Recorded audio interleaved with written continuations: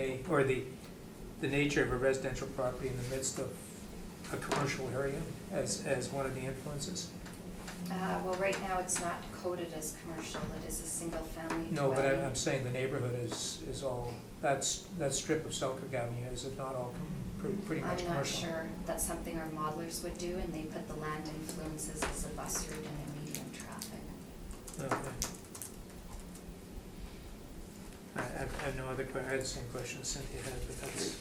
I think we'll wait until we hear the rest of your presentation, and then we'll have some questions, okay? So the floor is yours. Okay, to speak directly to the gentleman's second board member's Yeah. question. You're quite right, there is some commercial development along Selkirk, but this is a strip of residential. Okay. So what's next door immediately is city-owned property. It's green space. It was a tax sale property. All the buildings were stripped off the land, I think in the range of about 20 years ago through a tax sale. So, and then next to that is a burnt down apartment building that has gone to second tax sale notice. So the actual immediate buildings are residential, and not only are they residential or they're vacant land, but they're in disrepair. So it's quite a dodgy block, and there's just residential around that immediate area. So I just wanted to clarify that as an issue. Yeah. So I guess all I'm looking for is a fair determination of the market value, and I assert that the value is really the value of the land, because the building really has no value. It has a negative value, as a matter of fact. The value is the cost of the demolition that we're going to have to undertake to improve the land. So what value are you seeking? Well, I just asked the assessor to tell me what the value currently is of the listed as of the land component. I don't think they can separate that. No. They can't separate. Well, when we talk to J&D Environmental, and we talk to the demolition crew that was going to be doing the demolition, they valued the land at around $20,000 for that plot of land. So I have no third-party evidence of that other than the oral evidence that I received, and I appreciate that you haven't split it out between the value of the building and the land, but I think credibly you have City of Winnipeg vacant land next door with no building. It's just greenbelt land, and do you have a record of the value of the land next door? Does the assessor have the value of the land that is immediately beside this 387? I don't think so. You don't. The land that's immediately beside is actually 2 lots in width. And my understanding was that it was in the range of $50,000. So I'm going to assert that somewhere between $20,000 and $30,000 is a fair valuation of the land at issue. So for the record, you're seeking. I'm seeking an adjustment into the $20,000 to $30,000 range, which would mirror the value of the land that's immediately next door. Okay. Questions of the applicant? Yes. When do you plan to demolish the building? Well, we had the City of Winnipeg inspector come down to see, and so we're just waiting to hear back from the results of the inspection, because there's 2 ways you can do a demolition, you're probably aware. One is to have the building deemed as uninhabitable, and second of all is to make application to the city to have a conditional, I think it's through a conditional use application for a demolition.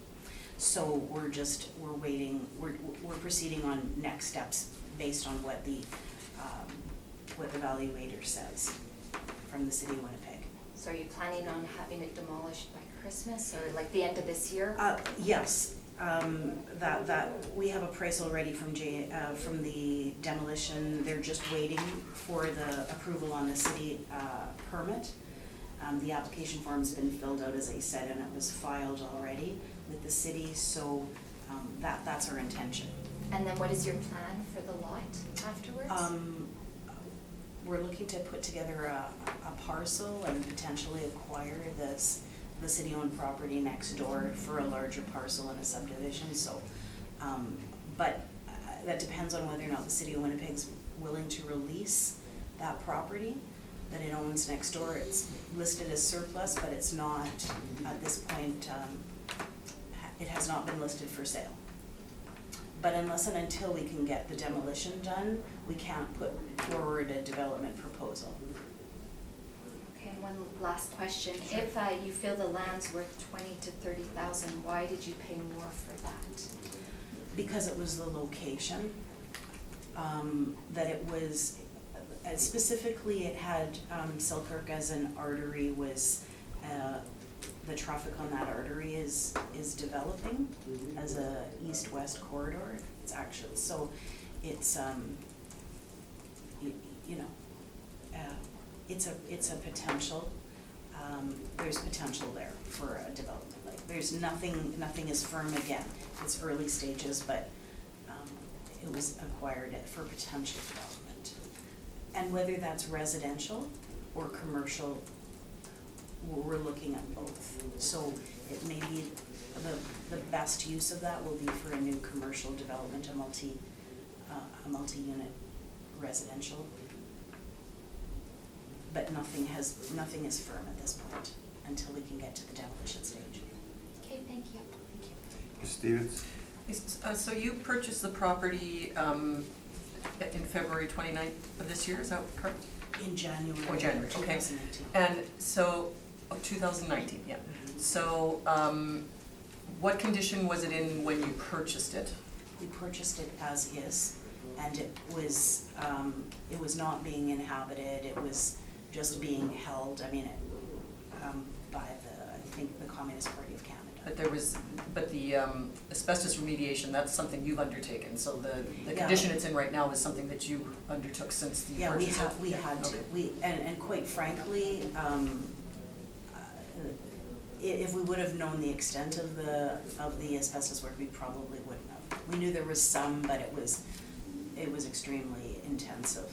It was $67,000 to remove the asbestos. Like, I'm telling you, because it was completely uninhabitable. Everything had asbestos. So we spent more than the value of the property to get that out. It's the old adage, if a deal looks too good, it probably is. And I assume you have to remove that in order to demolish it, do you? Yeah. And that's exactly correct. Okay. Okay, that's all I had, thank you. Thank you.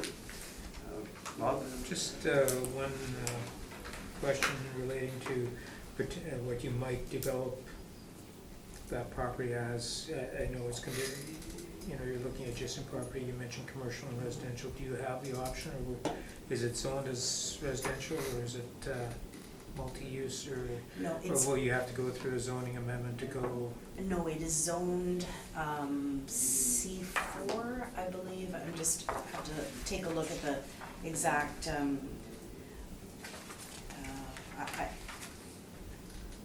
what's the zoning on this?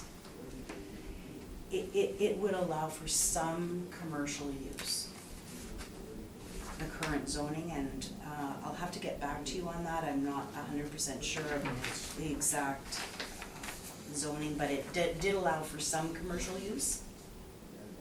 But if it's C4, will it allow residential? Even It's though there's current- it's current- residential? Yeah, it's currently, yes. I know, but correct. when you tear it down, Yeah. it's nothing other than C4. So it may not give you the residential option. Well, if that was the case, then we would have to apply to be able to use it for Okay, residential use. so you would do whatever you. Yeah, absolutely. Okay. I mean, again, it really is predicated on whether or not the city is willing to sell the Right. adjacent property, because you can only develop, if it's only to be developed to the four corners of this property, then there's only so many things you can do Right. with it, right? It's not, there's no commercial viable use in its current configuration for that footprint. Okay, thank you. You're welcome. I just have a couple questions for you. When you bought this property, you had talked about it being uninhabitable. Mhm. So was there signs on the building or anything like that, or, that, Well, some of the city came along and said it was No, okay. there was no order of demolition issued by the city of Winnipeg on the basis of And- it being And uninhabitable. it wasn't occupied or anything? No. It wasn't functioning? Did it have heat or water? Well, because you have to spend a lot of money to disconnect the heat and the water, they had not done that. But we did that. The water, it's all been disconnected. Okay. So, and you have to do that as a precondition to any kind of demolition work. I see that the lot is pretty small. Yeah, What's the frontage, 26 feet? yeah. I think it's 26. Uh, It's pretty very, small. very tiny. Yeah. So are you planning to buy, you bought it already, would you buy the other two lots? Well, that's the idea, is to work with the city to try to acquire the adjacent greenbelt space that basically the city has been sitting on with no income for 20 years. And it was a tax sale where they took it over, had to remove the existing buildings, and it's just been greenbelt. They've had no income on it for 20 years. So that, whether that comes to pass, that's speculative right now, but that was the intention, to see if we could put together a larger parcel. So if you demo the building, is there a cost for the asbestos? It's already been paid. It's already, It cost $67,000 to remove the asbestos. so you did that? Yeah. It's been paid. On top of the 60? Yeah, yes. I mean, it's crazy, and that's what I'm saying, is like, and there's, all that's left is a shell. You drive by it and it's a shell. You look inside and it's uninhabitable. It's just crap everywhere related to removing the asbestos, because it was everywhere. Okay. So we've actually improved the value of that land considerably, but only to tear it down. All right. So we're looking for a break here. Submission if you want. Just, I guess, when you do have a demo permit on that, I wasn't aware of that, or I guess I don't know if it's We've come applied forth for the yet. demo Oh, permit. okay, but Yeah. when the demolition does go through, we Yeah. do remove the building Yes. on the land, Yeah. the building on the lot, and then we do look just at land value. Well, but having said that, as long as you understand clearly what I've said, it's uninhabitable, we've spent money to remediate it, we're looking for a fair valuation based on this building being actually a cost center, because we've got to spend extra money now to take it off the land. All right. Leave it with us, so thanks for coming this Thank you. afternoon. And Thank you for your results attention. very soon. Thank you. Thank you. We'll go to Stella Avenue, 497. No? Oh, in the ball?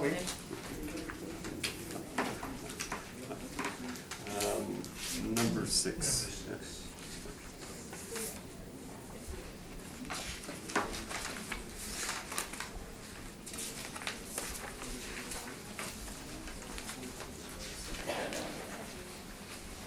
We'll have you sworn in or affirmed, either one. Would you like to swear in on the Bible or affirm without? Swear in. Could you please state your full name? Mario Lopez. And you swear to tell the truth, the whole truth, and nothing but the truth, so help you God? So help me God, thank you. Thank you. Do you have any evidence to be distributed? You'll have lots.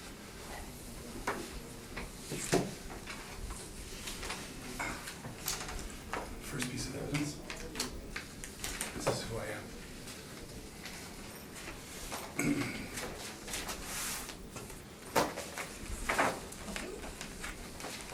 Which address? I'm gonna keep this Okay. one. Okay. Which address would you like to use? We can share. Stella, I believe. Stella? So. 497?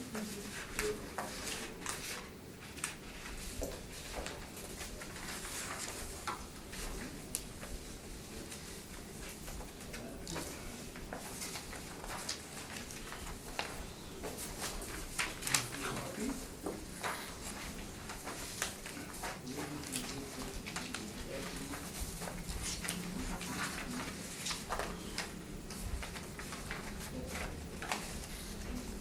both addresses?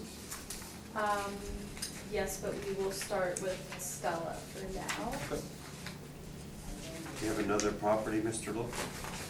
Yes, we're also doing 435 Pritchard today. Okay. Actually, you can, because that one's gonna be next on the docket, you can give out that material too, but just to our secretary for the time being. Okay. Okay, then we'll deal with that after. Sure.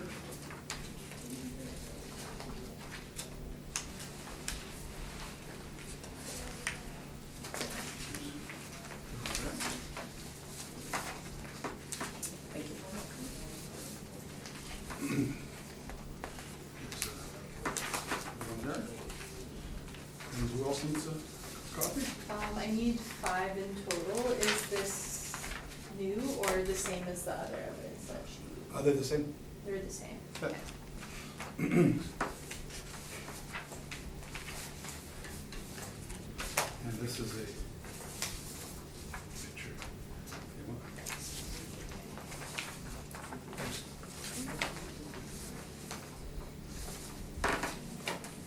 I still need 2 more copies. Oh, fine. Do you only have? It's okay, we can share it, Okay. okay? Yeah. Okay, Good afternoon. Good afternoon. Okay. So this Uh, first, sorry, this first one was. This is Stella, Okay, I'm just gonna write it down. okay? What's the others? 497. 497. Just so- All right. Have you been here before, Mr. Lopes? Years ago. Okay, years ago, Yeah. okay. Well, it's This is- still the same routine. Okay.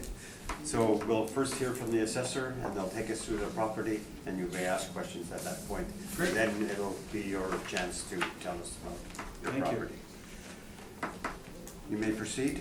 Okay, thank you, Mr. Chair. The subject property is the parcel ID of 14,002-110000. It is the street address of 497 Stella Avenue. It is a neighborhood area of 301 Duffer. It is a one-story, single dwelling with a year built of 1901 and an effective age of 1966. It is 869 square feet with a part basement, no basement finish. It contains 1 bathroom and no garages. It is assessed lot size of 7,356 square feet. The other 4 comparables all are in the Dufferin area. They are all 1 stories, single dwelling. The year built ranges from 1907 to 1950 or 1967. The living area is quite similar, from 980 square feet to 662 square feet.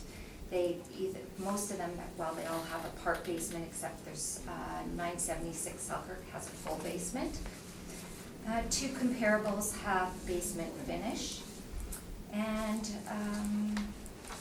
835 Stella has a detached multi-garage, and 976 Stella has a single detached garage. 827 Stella and 491 Flora do not have a garage. The square feet of the land ranges from 2,811 square feet on Flora, which does have commercial adjacent, to 3,982 square feet, which has land influence of bus route, commercial, community rec building, medium traffic. The sale prices of the 4 comparables range from $73,000 to $151,000. A time-adjusted sale price would be $112,000 to $217,000. Or, sorry, I got that wrong, $74,000 to $156,000. A time-adjusted sale price per square feet of $112.69 to $217.64. Thank you. Thank you. Mr. Lopes, questions of what you just heard from the assessment department? No questions. No? Ms. Stevens? I notice that you've got a sale listed here, 2017, of 110.5 for the subject property. So I'm just wondering, that's a $20,000 increase over, like, were you aware of any improvements Sorry, that have been made? what are you looking, which address Sub- are you looking at? The sale. The sale the in the sale. bottom. Yeah, Okay, yes, the yes, 2017 the sale, sale, so yes. I'm just, if, you know, since the assessment was for 2018. Right. I'm just wondering, were you aware of any upgrades that have been made to the home between the sale and We did this look, assessment? yeah, we did look at the sale and it has been updated. So it says nicely remodeled kitchen, new windows, roof, high efficiency furnace. Renovations are done, so that is why the effective age would be put in and bump up the value. Okay, but that was for the listing for when it sold, right, in 2017? That's What correct. you just read? So that's the Okay. current condition to date. Okay, but it sold for 110, and this is at 131, so it just Correct. seems like a bit of a jump in a Yes. year. Okay. I think that's all I had, thanks. Thank you. Mr. Grosick? Just sort of struck by the range in the comparable sale prices running from 73 to 151, or the time adjusted 74 to 145. Like how, I'm sort of struggling with the number four comparable, how it's a comparable when the prices result in such a broad range. Like how do I use these comparables to kind of try to figure out what would be the appropriate value? Like why would number 4 be included in the comparables when it has a value that is so substantially less? Well, we're looking at comparables in the area, so all these comps are in the area. And we're looking at the square footage size, so the subject property is 869 square feet, comparable 4 is quite a bit smaller, which would be due to the lower selling price.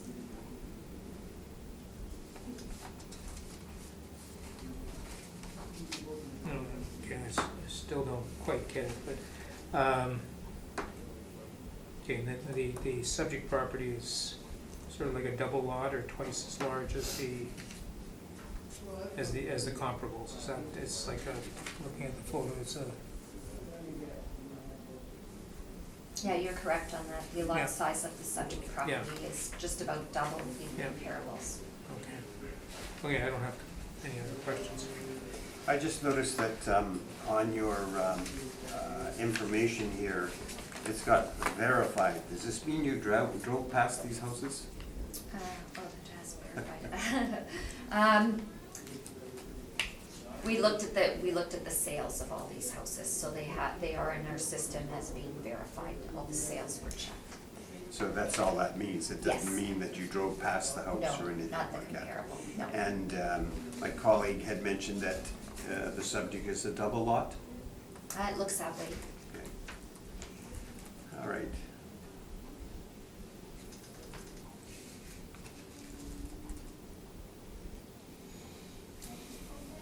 All right. Mr. Lopes, the floor is yours. You can tell us what you think. Great, thank you. So, the subject property, this is an older picture, this is not a current picture, but the property is rented out, and the city of Winnipeg is actually threatening to condemn the property because of the condition that it's in. It's gotten worse and worse and worse. But regardless, the city of Winnipeg has recently introduced a new policy when it comes to applying for a demolition permit, that now all properties have to have asbestos tests. So what's happened in the real estate market, and as a realtor with 25 years experience, what's happened is that real estate properties that are normally tear downs have gone down in value. So of the two sales that I provided as examples, these are exactly on the same street or the street behind it. So they are pretty much in the exact same area. And a house now that has to be torn down and removed is now $40,000 because of the fact that you have to have an asbestos test. Because that asbestos test could result in up to $50,000 worth of remediation before the house can be torn down. So in the past, properties were being bought up and torn down for their land value, and that is unfortunately now that the city of Winnipeg has changed this program. So, and these are extremely rare. So for example, one on Flora, 794 Flora, it was just sold in June 14th of this year for $40,000. Asking $69,900. sale price 30,000 below ask price. Why? Because you have to get an asbestos test to tear that house down. This other property here at 562 Stella, which just sold on July 10th, 2019. So we're talking 2 months ago. Asking 69.9, sold for 70. Why? Because you have to get an asbestos test to tear it down. Because now when you tear down a property, you have to have an asbestos test. This is a new introduction by the city of Winnipeg in terms of getting a demolition permit. So what's happened is that properties that are to be bought, to be removed and torn down, have now drastically reduced in value. An empty lot is worth more than a property with an old house on it. Because you may have I'm actually quite familiar with Habitat for Humanity and the houses they're buying. They are now buying homes subject to an asbestos test. And if the asbestos test comes back negative, then they will pay the price. If the asbestos test comes back positive, they drastically reduce their purchase price. So now the city of Winnipeg has introduced this new policy. You will notice, and here's 2 most recent sales, all within 2-3 months, that they're going down in value. The only trouble, Mr. Lopes, is that they're post-reference, okay? As you probably know, we're after market value for the subject, which is April the 1st of 2018. Correct. So we can't really look at those. You can present them, but they're post-reference material, okay? Correct, but again, if you look at the examples of properties in that area, Yep. right? Now, this house here, you mentioned a couple of times that there was a double lot. That is extremely valuable if the house is on one side of the double lot. If the house is in the middle, which this one is, in the middle, then there's no value whatsoever to the double lot. Okay? That's how double lots work. If the house is on one side, it would be an extremely, then your assessment or your proposed assessment, I would be thrilled with the proposed assessment if this house was on one side. So that was the same in 2018. In 2018, the house was still in the middle of this property, so therefore the double lot has no value whatsoever because you can't do nothing with it. What value are you seeking? I thought that, somewhere, because on the low end, the assessor's examples were 70 grand, I feel that's a bit too low, so I would be happy somewhere between 85 and 90,000. And that's your presentation, sir. On this particular property, yes, Okay. thank you. Questions of the applicant or the assessment department? Yeah, okay, so if you feel the value is 85 to 90,000, you paid 110,500 in 2017? I didn't buy it in 2018. Who bought it in 2017? Someone else bought it. Okay. Yeah. That was it. And That- is your plan now to, you said the house is rented out, so is your Yes. plan to continue to rent it out or to tear it down or? Unfortunately, because of the new rules with the demolition permits, I have to go through an asbestos test, and if the asbestos test comes back negative, and this is a house, as you mentioned, that was built in 1901, the chances of there being asbestos in a house of 1901, Excuse me for 1 second. Sorry, this is evidence for someone who's. For somebody here? What address? Not 87 Selkirk. She went and Oh, gone. okay, she's already gone. Yeah. Sorry, should I? If you want to, sure, just leave it right there. Okay, thanks. I'm sorry, Mr. Lopes. that's right. So what's happened is my plan, unfortunately, is now to get a demolition permit, I require this asbestos test. So the house was built in 1901, the chances of there being asbestos is extremely high. And if there is a $50,000 bill to remove the asbestos, therefore, no one is gonna tear it down. I'm gonna have to keep this property as a rented property until one day, hopefully, the property values go up to some astronomical number. And if I were to sell it, if I were to put it for sale today, as you can see by the most recent sales of the last 2 months, these things are selling between 40 and 70,000.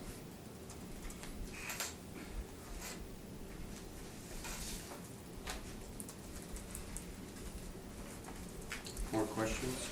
No? Cynthia? Questions? So when did you purchase this property? I purchased the property in 2018. What month, which month? Pardon me? Which month, do you remember? 2018? Yeah, It was,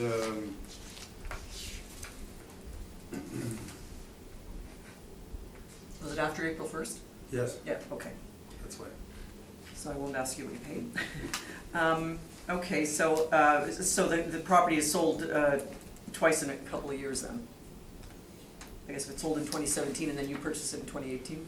Yeah, Yeah. I'm wondering if the first person who bought it, who was actually a well-known developer, I'm actually wondering if they tried to do something with it and the city either turned it down or the neighbors turned it down. Okay, Because unfortunately, that can drastically affect the value of the property. okay, that's all I had, thank you. Thank you. Bob? Just wanted to clarify, this asbestos thing, like, if you continue renting it, whether it has asbestos in it or not, doesn't matter? Or whether, you were talking about the city thing, and I think I've kind The of, city has this requirement now that when you apply for a demolition permit, okay. only when you apply for the demolition Right. permit, they require an asbestos So test. if you continue using it as you use it now, that's not, you're not required to do any testing. Yeah, not now. And if you wanted to sell it, you don't have to determine that it has asbestos in it or not. Not to sell it, but again, if the end user's plan is to tear it down, They would because have to. because the double lot is useless. Right, maybe a condition of, They would have to do an asbestos test, like for example, Habitat for Humanity. right, And then they would say, if it came back negative, then there would be value. If it came back positive, then, as you can see from the latest sales, prices are dropping. so, and you anticipate that it does have asbestos, you don't? I'm just strongly guessing a house Yeah. 1901. Yeah, yeah. Okay, so that, no, I'm good, thanks. Summary on either party? Want to add anything? No? If not, we'll go on to 435 Pritchard. Okay, Thank you. okay. So we'll first hear from the assessment department. Yes. Okay, whenever you're ready. Okay, thank you, Mr. Chair. I'll just give my colleagues number 8. Yeah, got it. Yeah, Good. Thanks. All right, the floor is yours. Parcel ID of the subject property is 1402084400. It is a street address of 435 Pritchard Avenue. It is in the neighborhood area of William White, 302. It is a 1 3/4 story, a single dwelling with the year built of 1903. The living area is 1,230 square feet with a full basement that's not finished. There is a single detached garage. The assessed lot size is 3,482 square feet. The four comparables are all in the subject area of William White. They are 1 3/4 stories, and comparable 4 is a 1.5 story. They are single dwellings with a similar year built and effective age. They are similar size, ranging from 1,089 square feet to 1,200 square feet. They all have full basements. None of the basements are finished. They have the subject property is a bath, and the comparable 4 has 1 bath. Comparable 431 Pritchard has a single detached garage, as well as 698 Aberdeen, which is comparable to the subject property. The lot sizes range from 3,000 square feet to 3,547 square feet. The sale prices of the comparables range from $92,000 to $101,000. With the time-adjusted sale price, they range from $94,600 to $115,500. The time-adjusted sales price per square foot is $86.87 square feet from $99.57 square feet. The subject property at 435 Pritchard Avenue has an assessment, a 2020 assessment roll of $86,000 and a total assessment square feet of 6992. Thank you. Thank you. Mr. Lopes, questions of the assessment department? Are they aware that that property had a fire in February of 2018? Yes, there is a permit there is a fire permit.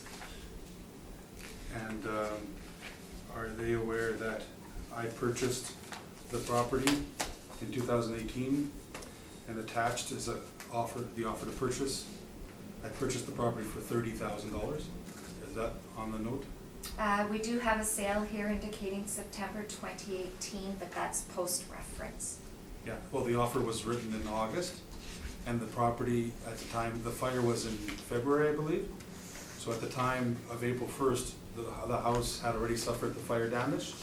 The house was boarded up, illegally boarded up, mind you, by the previous vendor. And I then bought it subject. So the offer was signed in August, and possession, as you mentioned, was in September. But the fire happened in February, and the house was already deemed its value. The only reason he couldn't sell it to me earlier was because he was waiting for the insurance details to be resolved of the fire. So in February of 2018, the house was already fire damaged. I purchased it for $30,000. So if the city says that in April, a house that had burnt in February is worth they're proposing an $80-something thousand assessment for that house. I purchased it for $30,000 based on a fire damaged house that was fire damaged in February. The only reason the offer wasn't done earlier was only because the vendor had to wait for the insurance proceeds to be resolved. Mr. Lopes, you're getting into your evidence. Okay. So, just questions of the assessor's brief, that's it. Yeah, just the fact that if you were aware the house had been fire damaged, and you said yes, you do. Yeah, there's a fire permit. More questions, Mr. Lopes? No, that she's aware that the house was fire damaged, and then it was bought that same year for $30,000. Okay. I'll just see if Ms. Stevens, questions? So you were aware there's fire damage, but that had been taken into account in the assessment? I did not know the extent of the fire damage. So does that mean it wasn't taken into account, or? Like you said, you noted it was there, so. Yeah, that's it. Okay, okay, that's all I have, thanks. Thank you. Robert? Any questions? No, I'm good. Okay. Mr. Lopes, your presentation? I guess. Yes, most of it. Here's you can have all the copies. There's four. There's four. I don't know. There's 4 copies. Thank you. So the floor is yours, sir. I guess it's fairly similar in the fact that the fire was in February. The house has been boarded up since. There's been no. Sorry. Could I just grab one for you after? Okay. Like I said, the vendor wanted to wait until August to put the offer to purchase together, only because he was waiting for the insurance proceeds from the house. The house has been boarded up ever since. The city of Winnipeg has record of a boarded building permit taken out by myself, which shows that it is still boarded up. The fire damage was extensive. And it's the same exact situation where these properties are now going down in value because of the fact that you have to get a asbestos test on these properties. So I've been holding on to it, and to be honest with you, to be very honest with you, a client of mine purchased the house next door to this property. So I'm actually waiting to decide what my client wants to do next door, because he has 33 feet and then I have 33 feet. So we're trying to see if possibly we can do something together with the two properties being side by side. So it's not rented, there's no income coming, it's boarded up, there's a City of Winnipeg building permit, board up building permit. And again, I know it's not the April 1st deadline, but the fire was in February of 2018, and so as of April 1st, the house was not non-habitable at all of 2018. And then subsequently, a few months later, there's a contract for the property at $30,000. And the reason the contract was $30,000 was again to show that I'm taking a chance on buying this house because it could cost me $20,000, $30,000, $40,000, $50,000 to tear it down, depending on what happens with the asbestos test.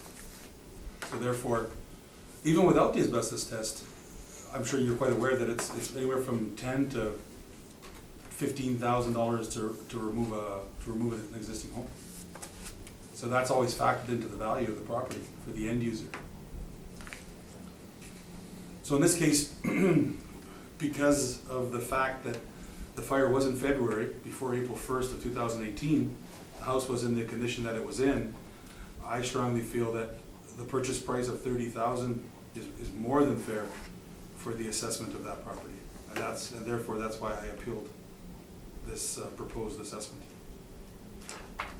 That's your presentation, Mr. Lopes, yes? Yes, thank you. Okay. Questions of the applicant? Yes. Is this a picture of 435 Pritchard? That's when it was sold back in 2014. Now it's boarded up. Okay, Is so it- the fire damage was extensive and it was a whole house that was destroyed? Yes, as I swore in the Bible earlier, it's been vacant and there's a board up building permit as of right now. Your records will show that there's been one taken out. It's been empty ever since. It's non-inhabitable. Yeah, unfortunately, city departments are separate, so we don't have that Right. information. Right. Okay, no, I have no further questions. All right, Ms. Stevens? No, I don't think I have anything, thank you. Okay. Bob? No, I'm without questions, I think I got it. Okay. So the current, Mr. Lopes, the current physical condition is boarded up? Boarded up, fire damaged, Okay. non-usable, Okay. and if not, and been broken into a few times. Water Some- meter's been stolen. Okay. Summation, either party? Add anything further? Water meters keep getting stolen from these boarded up houses. All right. The gold. Okay, I thank you for coming this afternoon, and results very shortly. Thank you very much for your time. Okay, thank you. We're gonna go to Redwood, 486 Redwood, He's just in the hall, I will grab Everybody in the hall. number 8. him. Do you have a copy of the previous, property, which one was it? The 497 Stella that he gave you, Stella. because I didn't receive, Okay, what did his you? evidence for that. 2, okay, this one here, I think you want that. Awesome, thank Okay. you. 486 Redwood? Yeah, 486 Redwood, okay. Yeah. Number 9? Yeah. What? Oh, okay, right. Okay, so I just deposited Trevor's he has a meeting at 2:30, he's number 18, he's wondering if he could go now or come back at 3:30. What's the property address again? 65 Kingswood. So he's the last. Oh, Yeah, okay. Probably come back? like around 4 o'clock. Probably half an hour, 45 minutes, 45 minutes? If I, He has a meeting at 2:30. yeah, Mhm. I probably will be done around like 3:20. Okay. And let's say 10 minutes walk distance. Okay. So I can be there early. Yeah, because we're gonna be a little while yet, Okay. okay? So come back, Okay. okay? So, later. So that one for Redwood will be later, okay? No, he was the Kingswood. Oh, right, okay. That's number Okay, 18. okay. And it's just at that Okay. applicant desk over there. Give me these, After I swear you in. Okay, we're on number 9. Would you Okay. like to swear in on the Bible or affirm without? I'm gonna affirm without Could you please state your name? Grant Louis Daniel Rivera. Do you affirm to tell the truth, the whole truth, and nothing but And nothing but the truth. Thank you. And So help me God. I'll even throw that one in for you. I can take your evidence. Okay. Thank you. Well, I don't know if I did it right, but it's a write-up about it. Yes. So you are the owner of 486 Redwood? I am, sir. Okay, good. Thanks. Thank you. you been here before? No, No. I I'll just- was on River, I think. Okay, I'll just briefly tell you that we'll hear from the assessor, Okay, and you may ask questions after their hearing, like after their brief. And Okay. it'll be your opportunity to present your evidence, all Okay. right? all right. So, we will go to 486 Redwood, whenever you're ready. Okay, thank you, Mr. Chair. The subject property has a parcel ID of 14,033,038,000. The street address is 486 Redwood Avenue. It is in a neighborhood area of 302 William White. It is a 1 3/4 story, a single dwelling with the year built of 1906 and the effective age of 1925. The living area is 1,209 square feet. It has a part basement, which is not finished, 2 half bathrooms, and a detached single garage. The comparables, the 4 comparables also are in are 302 William White, as well as 301 Dufferin, which on the comparable map attached, you can see they're all pretty close to the subject property. The year built of the comparables range from 1906 to an effective age of 1924. They are similar in size. Square foot is from 1,200 square feet to 1,073 square feet. They are either full basement, part basement, or a part area basement. None of them have basement finish. They're similar in washrooms. And none of the comparables have garages. The assessed lot size of the comparables range from 2,204 square feet, which has land influences of bus route, bus stop, commercial adjacent, external corner, and medium traffic, to a lot size of 4,540 square feet, which is medium traffic. The subject property has light traffic land influence for a size of 4,496 square feet. The subject property for the 2020 assessment roll is $84,000, with a total assessment per square foot of $69.48. The comparables range from a sale price of $85,000 to $106,000, time adjusted to from $88,800 to $106,000, and the time adjusted per square foot is $64.40 to $94.69. Thank you. Thank you.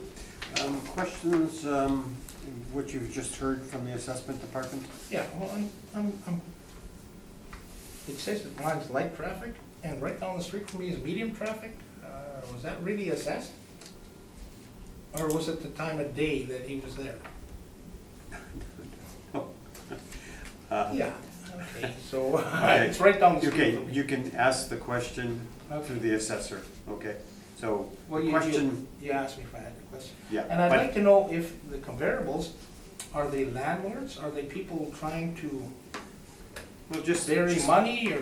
just form it in a Or is question for the assessment department. So, you had a question in regards to the light traffic. Yeah, why So is you mine want an light answer? and You down- want an answer? I would like Okay. an answer. She can answer that. I am not sure, that's something the modelers look at, and it could be that there is more commercial influence at 396 Redwood. Okay. And the properties that you're comparing me to, were they bought by individual owners, or were they bought for landlords for, to decrease their taxes or whatever they do? I don't know the right way to put it. So you're asking whether they're rental properties Thank or you. owner occupied? Yes, Okay. you don't know. No, I Okay. don't know. So, that's about it. Okay. We'll just see if the panel members have, Ms. Stevens, No, I don't think I have anything, thank you. Robert? Well, I was looking at that light traffic, medium traffic, I find that one hard to understand, and that's, you've answered that question, but I don't have any other questions. I think the information is pretty straightforward. Did you do any inspections of the property at all? No? Okay. The floor is yours, sir. You can tell us about what you think the value should be. Well, I think it should maintain what it is, I really do. due to the fact that it's not just my property that you're assessing, it's my neighborhood. And we have, I give a thing in my notes there, that I phoned the police on a party down the street, no police showed up. This is a regular occurrence. I have more pedestrian traffic up and down my street and back lane than there is during the day, anytime during the day. And the house is in renovation. I'm trying to insulate the house. The house has no insulation. So there's maybe one bedroom that's occupiable and the downstairs. So it's really not in great shape. It's 3/4 of it is on beams. It fluctuates, the floor and the walls because of the balloon construction. Bow out the walls, bow in the walls, the doors work, the windows don't work. So it's really not of value in that regard. And I know I have to pay for taxes for maybe cleaning and garbage pickup, but I pay for that individually. But I mean, there has been nothing done to my area for years and years and years in regards to increase from 70 to 84,000, $15,000. So what do you think the value should be? I would like it to stay the same. I would like it to be lower, but I would like it to stay the same. Well, the assessed value is 84,000 currently. So were you saying? Well, you're upping it from 60, what was it? Well, we don't have that, but you know that. Yeah, okay. So I think you said 70. It's about 70, yeah. So it's gone up 14,000. Yes. Okay. So so for the record, what figure would you like? Well, I would like it to stay where it is right now. Well, right now, the assessment is 84. Oh, no, where it was last, I apologize. Okay, you're playing tricks on my. No, I'm not playing tricks. I'm not. So what you're saying is basically 70. Yes. Okay. Yeah. And that's your presentation, sir? Well, as close as I can. Okay. I wasn't aware that you got comparables, but again, my whole area is all landlord-tenant. And it's parties, it's garbage all over the place. It's really Okay. a horrid place to live in. Like I say, there is no police. So hang on for 1 second. We'll just see if the assessment department did. Carla, do you have any? Just one question, you do live in your house, it's not a rental? No, I don't rent it, no. So you live in your I house? guess I rent it from me. I pay the taxes on it, and I live there, yeah. Okay, thank you. I would like to live in my shop. I think that's a better place to live, but okay, we'll go with the, Okay. Ms. Stevens, any questions? Have you, since the previous assessment where you were assessed at 70,000 and the one now where you've been assessed at 84, have you done any improvements to the home at all? I have. When I go to the States, I'll buy a window or two, because the old windows are so drafty. Replaced a few windows, okay. I've replaced, just slowly, because again, I'm on a pension, and I have limited funds, so I have to save for everything I do. This, the comparable that's on your street, how, I don't know how, it's a few blocks down from you, I think. No, it's a block A down. block down, okay, 2 so half blocks. how would you compare those 2 blocks, like your block to that block, if you're familiar with that block? Well, mine is, I enjoy my 2 neighbors. I have a permanent neighbor on one side, rental on the other, and he's been there about 7 years. And I enjoy them, but you go further down and you can literally see parties right on the front porch. Middle of the day, beer cans flying, and so I'm giving it a general idea of but that whole block between Salter and Andrews is just ridiculous. Okay, so it's not a good, No, it's not, that's why I'm saying. not necessarily as nice as where you Yeah, are. it was yeah. a landlord trying to do something, you know, that's, Okay, I thank you. don't wanna say out loud, but, Okay, that's good, thank you very much, that's all I have. Robbie, you You're have more any than welcome. questions? I do not have any questions. So where exactly are you? Are you around Salter, Andrews, or Okay, between- closer to McGregor? Salter and McGregor, Andrews and Powers. I'm in that block, Andrews and Powers. Off Andrews, You Mr. said there's Chair, lots of these- there should be a map attached that Okay. shows. yeah, about 4 houses off the corner. There's a nice Ukrainian lady who takes care, we take care of her garden with her on the front boulevard. And every morning we gotta go clean out beer cans and, How long have you been there? well, my mom owned the house before Okay. me. Mhm. And she passed away and nobody would buy it, so I bought the house. I got a divorce and I needed someplace to live. But you've been there for... 20 years now 20 roughly, years, okay. and before that. Has the area improved at all, or? Oh, when I was a kid, on the corner of the dental on Salter, used to be a soda stand, and we'd rake leaves for hours. And we'd play in the leaves, and they'd give us enough money to go buy a soda or an ice cream at the old soda stands you see on the TV, you know? Yeah, so it's gone way downhill. But you have improved the property somewhat. Oh, for sure, yes. Yeah, because last time I was in revision, again, they were asking a phenomenal amount of taxes, and they gave me a nice break. But that all went into my house. The windows, like I haven't done them all, I can't. So I've done a little bit now, a little bit there. Like, you go upstairs and one bedroom's done, the other bedrooms are ripped apart and insulated now with plastic. So they're really not livable, you know, like, All right. so slowly. Okay, leave it with us, Okay, and thank you for coming this afternoon. and thank you for having me. Results very soon. Okay, thank you Thank very you. much. Thank you. We'll go on to, Thank you very much. you're welcome, sir. Take care. Thank you. Thank you. Thank you. Thank you too. Thank you. We'll go on to Pritchard Avenue, 465.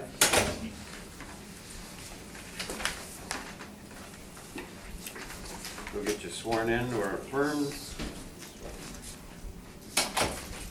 Did you want to swear in on the Bible? Could you please state your full name? Lucas Acosta. And do you swear to tell the truth, the whole truth, and nothing but the truth, so help you God? And do you have any evidence?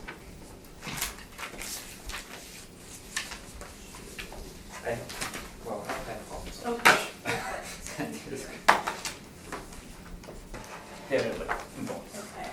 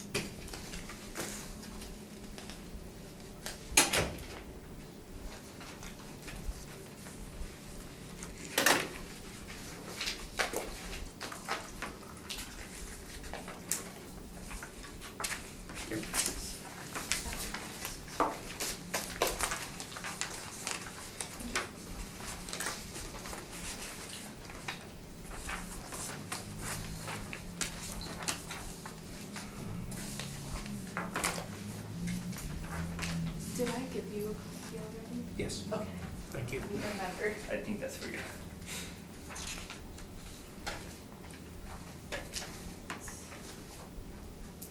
All right. Whenever you're ready, you can take us through this property. Okay, thank you, Mr. Chair.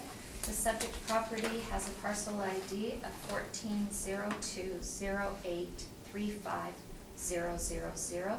The street address is 465 Pritchard Avenue. It has a neighborhood area of 302 William White. It is a bi-level, single dwelling built in 2017 with a living area of 1,017 square feet. It has a full basement that is finished, 2 full bathrooms, central air conditioning, and a detached single garage. The assessed lot size is 3,482 square feet. The sale of the property is attached to the document there, you can see on the next page. The comparables 1 through 4 also are in the William White neighborhood. They are by levels and they are a year built, very similar to the subject property. The square footage ranges from 963 square feet to 1,075 square feet. They all have full basements, and comparable 1, 676 Pritchard Avenue, and comparable 4, 458 Manitoba Avenue, both have basement finish. They, except for comparable 3, 742 Redwood Avenue, that just has 1 bathroom. The remaining 3 properties have 2. And comparable 4 has a detached multi-garage.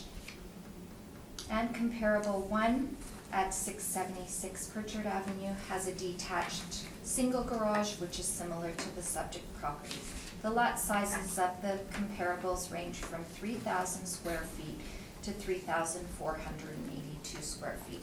The sales prices of the subject properties range from $218,000 to $252,000. The time-adjusted sales prices range from $218,000 to $261,700, which is a time-adjusted sales price per square foot of $227.31 to $243.44. The subject property has an assessment roll of $238,000, which is a square foot price of $234.02. Thank you. Thank you. Questions of the assessor? No question. No questions? Ms. Stevens? So you've got a 2017 sale attached to your brief, but then on your comp page down at the bottom, it shows a 2018 sale. That's us. Yeah, the 2018 sale was in February, and I believe that was your sale, is that correct? Yes. Oh, you bought it in 2018 in February? Yes, Okay, well, so- that's when we took possession. That's when you took possession? Yeah. Okay, Yes. so this is not this gentleman's sale, this is his sale, okay. Oh, no, this is your sale, right, for Yeah. 230,000? Yeah, but it's just, we gave the GST back to the builder, because we bought it from builder, so what do? Even though you buy for 230, you still you give your GST that you have entitled back to the builder, so your sales price. Oh, your is sale adjusted. price dropped, okay, Yeah, got your it. sales price. Okay, is so adjusted. same sale, Yeah, all right, got it. So Yeah. you've lived in the house since 2017? February 1st, 2018. Okay. yeah, this sale. Oh, this was December, yeah, okay, got it, I got it. Yeah. Okay, I got it now. I think I understand, and that's all I had, thank you. Bob, So any the, questions? yeah, the sale price 222 is the sale price minus the GST, is that right? Yes, correct. Okay. No, I think I'm good on the other stuff, just wanna clarify that. Are these Habitat homes? Yes, we live there, Okay. in my town. So they put them up in the area, Habitat for Humanity, and they are all by levels, more or less. Yeah, no, not in my blog though, but Okay. yes, if you, one of the things I'm gonna present later, is gonna be more about that, but, yeah. So explain, and I never caught it, you paid in February two- 2018. Yeah, in 18, 222,868? Yes. Okay, and what about the GST? Is that paid back to the builder? Yeah, the 8,000, it's their GST, so 8,000 is just GST, it's not part of the sales, it's just GST. It's just, because when you buy from a builder, you have to pay GST, compare when you buy directly from a person. So how is that handled then, The lawyers do that. I'm not very sure, but the lawyers do that. So I'm just wondering, so what is it net to you? Is it 222 or $8,000 less? No, it's 222. That's the net sale price. Yeah, Yes. and that's what you paid, Yes. okay. If I can just. Yeah. Yeah, according to what we know at the assessment department, the 222, no GST is added to that. Yes. Okay. So technically, that is the net Okay. price, but he paid GST on top Yes, of it. that's correct. So that's really the sale price, and the understanding is that they do that to save them money on land transfer tax with land titles. Yeah, but the real price is that $8,000 higher. Exactly, yes. So sale price includes GST. No, it does No, not it doesn't. include So, GST. So they're escaping the land transfer tax? Yes, yes. Okay. So the value that would It's Account like for- 230, Is two. 230? Yes. Yes, yes. Okay, okay. Everybody happy with that? I understand, yes. I just needed to make sure. All right, the floor is yours, sir. Okay, so that's not our first time here. That's our second time, to be honest. The first assessment that we came here, it was in 2018 when we moved. The city of Winnipeg wants to assess our house in 245 at the time for the period of 2018 and 2019. 245? Yes. Okay. And at the time, we present evidence enough that we could bring down to what we said was fair. As the gentleman was here before saying, the area is not a nice area. You know, Pritchard and all the north end, it's well known to be with a lot of issues. And one of the things is that before we bought this house was in the market for a year and a half. Okay, and the price that the builder asked at the first, when he started to sell that house, was $280. We bring down to all for that amount that you're seeing. To be honest, the competitors that she's using here, the city of Winnipeg is using is all 2016 and 2017. The only competitor that she's using for close to us when we bought the house is January 2018. That's comparable number one. Yes, the Right. comparable number one. Okay. And if you see the map, all the comparables are not very close to us, except the comparable number 4. If you see the map from the city of Winnipeg that they provide to you. The comparable 1, 2, and 3 are not actually very close to us, like not at all, it's like a few blocks away. And if one of the evidence that I present, which is that, and we live here in the 238, and if you see all the houses around you, that's the block.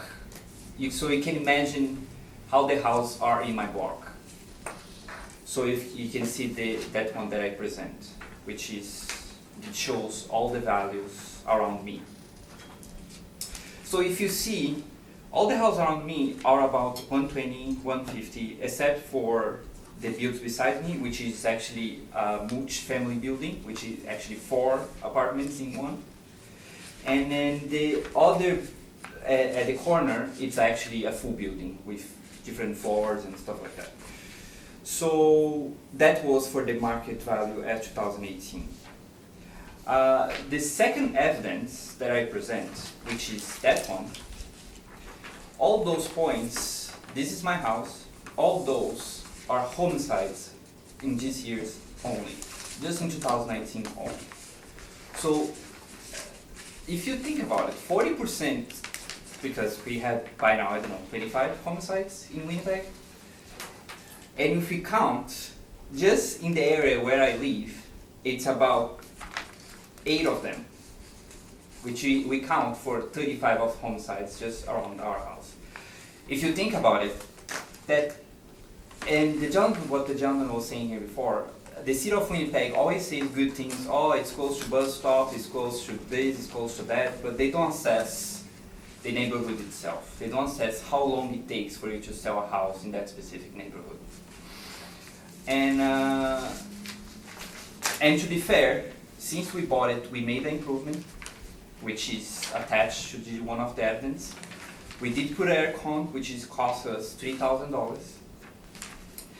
And my last evidence, it's that house, which is just 2 blocks from us. It's the asking price is $279. It has been in the market for a year and a half as well. Nobody has bought it. It's still empty, and I don't think they're gonna sell anytime soon for that price. So, what I'm asking for the Board of Revision and for the City of Winnipeg, to be fair, is to be added the improvement that we made to the assessor, and add other 2,000. So for us, what we're asking only to add to up to 28. That's what we are asking. 238 in 2 years, that's an increase of $15,000 for an area that has not been improved by City of Winnipeg whatsoever. The only improvement that it made in the house, it was paid for ourselves, and it was just the aircon. Not other improvements were made. And to be fair, all the houses around us, they not value anything close to us. So that's what I asked the Board of Revision and the City of Winnipeg, to be added just 5,000 to our So give us that figure again, 228. 228? Yeah. I thank you. Questions of the applicant? Yes, okay, just to clarify now, you paid $222 plus $8,000, so we're at $230 Yes. plus $5,000 for air, so we're at $235 now. 230. Aircon, this was 3,000. Okay, you The- mentioned the- you made improvements of $5,000, you said? No. I just add to be fair in the value. Okay, so we're at $230 plus your $5,000, we're at $235 then? No. I said to add to 223. No, but you also paid the $8,000 GST on that, so you're at Yes. $230. Yeah, but Okay, yeah. no, that's fine, that answers my question. And you were talking about comparable 4, which is close to you in the neighborhood. We do look at, we don't value your house based on the house next door. We have to look for houses that are similar to yours. Yours is infill, built in 2017. We have to look for similar houses. Now, if you take the bi-level that you said is close to you, 2008, so it's actually older, that house came in at a time-adjusted sale price of $238,800. Yes. Okay? I have no further questions. I thank you. Ms. Stevens? No, I don't have anything, thank you. Robert? All right, I'm good, thank you. You had mentioned just one thing. You came here to the Board of Revision before, Yes. and what was the result? I think you said We got the 245. 222. Yeah. 245. Yeah. So the City of Winnipeg was asking the assessment to be 245 Yeah. at the time And the And, board reduced it to 223. 223? Yes. Was that last year? Yes. All right, either party want summation? No. So the Anything only- further? Yeah, the only thing that she's using the comparable, which she was in July 2017, nothing happened compared to what's happening this year in the neighborhood. So one of the evidence that I'm showing here, which is this house, which is in the market for a year and a half, nobody's buying. Unfortunately, the City of Winnipeg don't look the price when we see what's happening in the neighborhood. So, which is bring down the value of the house. Anything that happens around the house brings down the value of the house. That's unfortunate. And at the time when we bought the house, because unfortunately we could not, to be honest, we could not afford to live in the south of the city, we decided to buy that house. But this year, it's much worse than one that was when we moved there. Unfortunately now, if we sell the house, we're gonna lose tons of money, so we're not gonna do it. So I just asked to the City of Winnipeg to be fair, and to the Board of Revision to be fair to what's happening, and to be not increase the value of the house 20,000 every 2 years, since there is no improvement in the neighborhood or anything whatsoever. The only ask to be added to the assessment, to be fair to the city as well, is the improvements that we made ourselves, which is the aircon. That's it. Thank you. I thank you, and thank you for your presentation, and results very soon. Thank you. Thank you.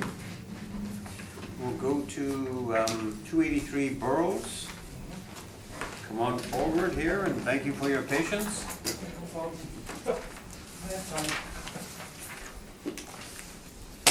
Okay, we'll get you sworn in or affirmed. That's number 11. Would you like to swear in on the Slowly Bible or but sure. affirm? Yeah. Bible sign. Could you please state your name? William Darrell Rich Cozy. And do you swear to tell the truth, the whole truth, and nothing but the truth, so help you God? Yes, I do. Thank you. Do you have any evidence for me?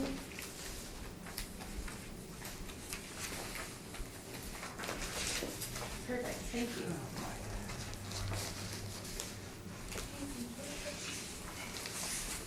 Thank you.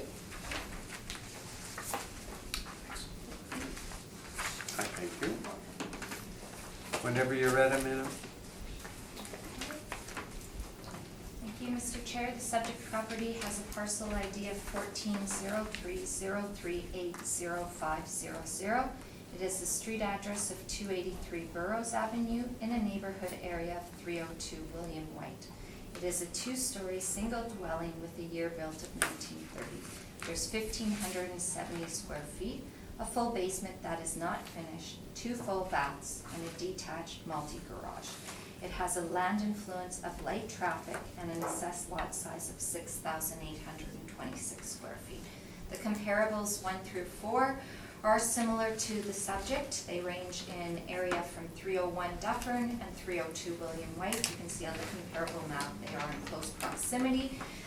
They're all two-story single dwellings with a year built of 1931 and an effective age of 1952. They are similar in size with 1,240 square feet to 1,632 square feet. One comparable for 818 Selkirk Avenue does have basement finish, the other 3 do not. In terms of garages, subject 1, 860 Selkirk Avenue is similar to this subject as it has a detached multi-garage, as well comparable to 304 Alfred Avenue has a detached multi-garage. The other subject property at Aberdeen does not have a garage, and 818 Selkirk Avenue has a single garage. The land influences of the comparable properties are bus route, medium traffic, school, commercial adjacent. They range in lot sizes from 2,820 square feet to 3,266 square feet. The sale prices of the 4 comparables range in price from $130,000 to $203,028, or to 203,028. The time adjusted sales prices range from $132,300 to $204,700, with the time adjusted sales price of $106,09 to $125,43. The subject property is assessed at $190,000 for a total assessment per square foot of $121.02. Thank you. Thank you. Questions of the assessor? Yeah, these assessments seem very high for that area of the city, considering it's an impoverished area. But I have some comparisons I took off the sites to counteract that. Okay, do you have any questions in regards to what you just heard from the assessment department? Just to point out that Okay. that is traffic area, it is a snow route, so which means you're not allowed to park on the street overnight in winter, and does not have a back lane, so you're subject to having a day during the week. You cannot park on the street during the day as a garbage pickup.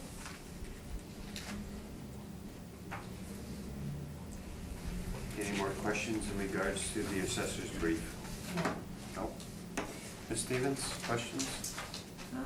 No, I don't think I have any, thank you. Bob? I just, if you can help me out, of these 4 comparables, which again range in sale price, which, do you have an opinion as to which one would be the most relevant comparable? I'm- Sorry. I mean, they're quite rangy in terms of 130 sale price to 203 sale price. as comparables, which would be the most reasonable comparable? I'm not sure which one would be the most reasonable comparable. I have not inspected the subject property. A message was left to inspect the subject property, which the owner never returned. I did look at the sales of comparable 1 through 4, and comparable 4 is an older house without updates, and sale 3 is an older house, and sale 1 and 2 were private sales. All right, thank you. I noticed that the subject is probably like a double lot again. Yeah. And would you compare Burroughs the same as Selkirk Avenue? Yes, I would. So would you say that they're busy streets, Yeah. high traffic areas? Well, according to the land fluences, I don't personally know, but it is coded light traffic and medium traffic for the 2 streets. I am familiar with the streets. All right. The floor is yours, sir.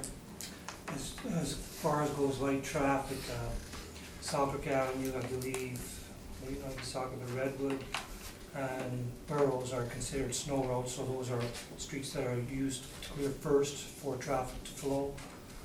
Because in a thing, not allowed to park on there, it's snow road during the winter, and garbage pickup because you don't have a back lane. And it's kind of actually a pain having a back lane, because whenever they do clean the streets, they always leave behind 5 feet of snow in your driveway after you've shoveled it out. And so it almost gives me a heart attack every time I gotta clean it. The other side of Burroughs on, so say east of Main Street, that is, there's no snow road there or anything like that, and it's nowhere to go. And houses on that side, they're like just half a block off the river, and their assessments are less than mine are, and I put up a lot more stuff going through this area.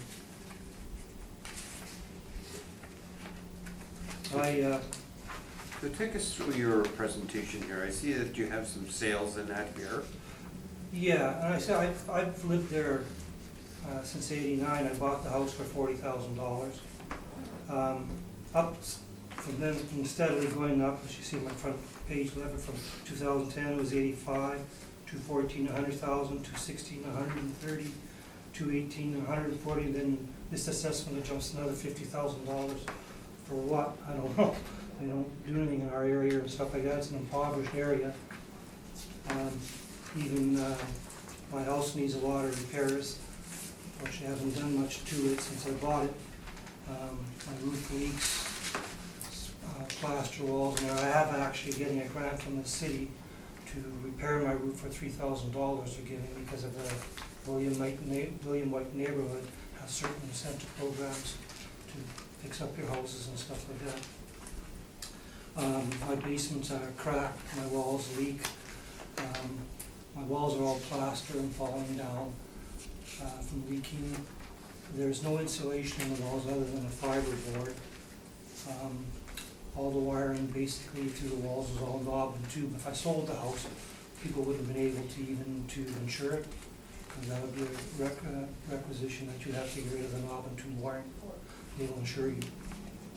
At times, they wouldn't even insure my house because it's considered a high crime area.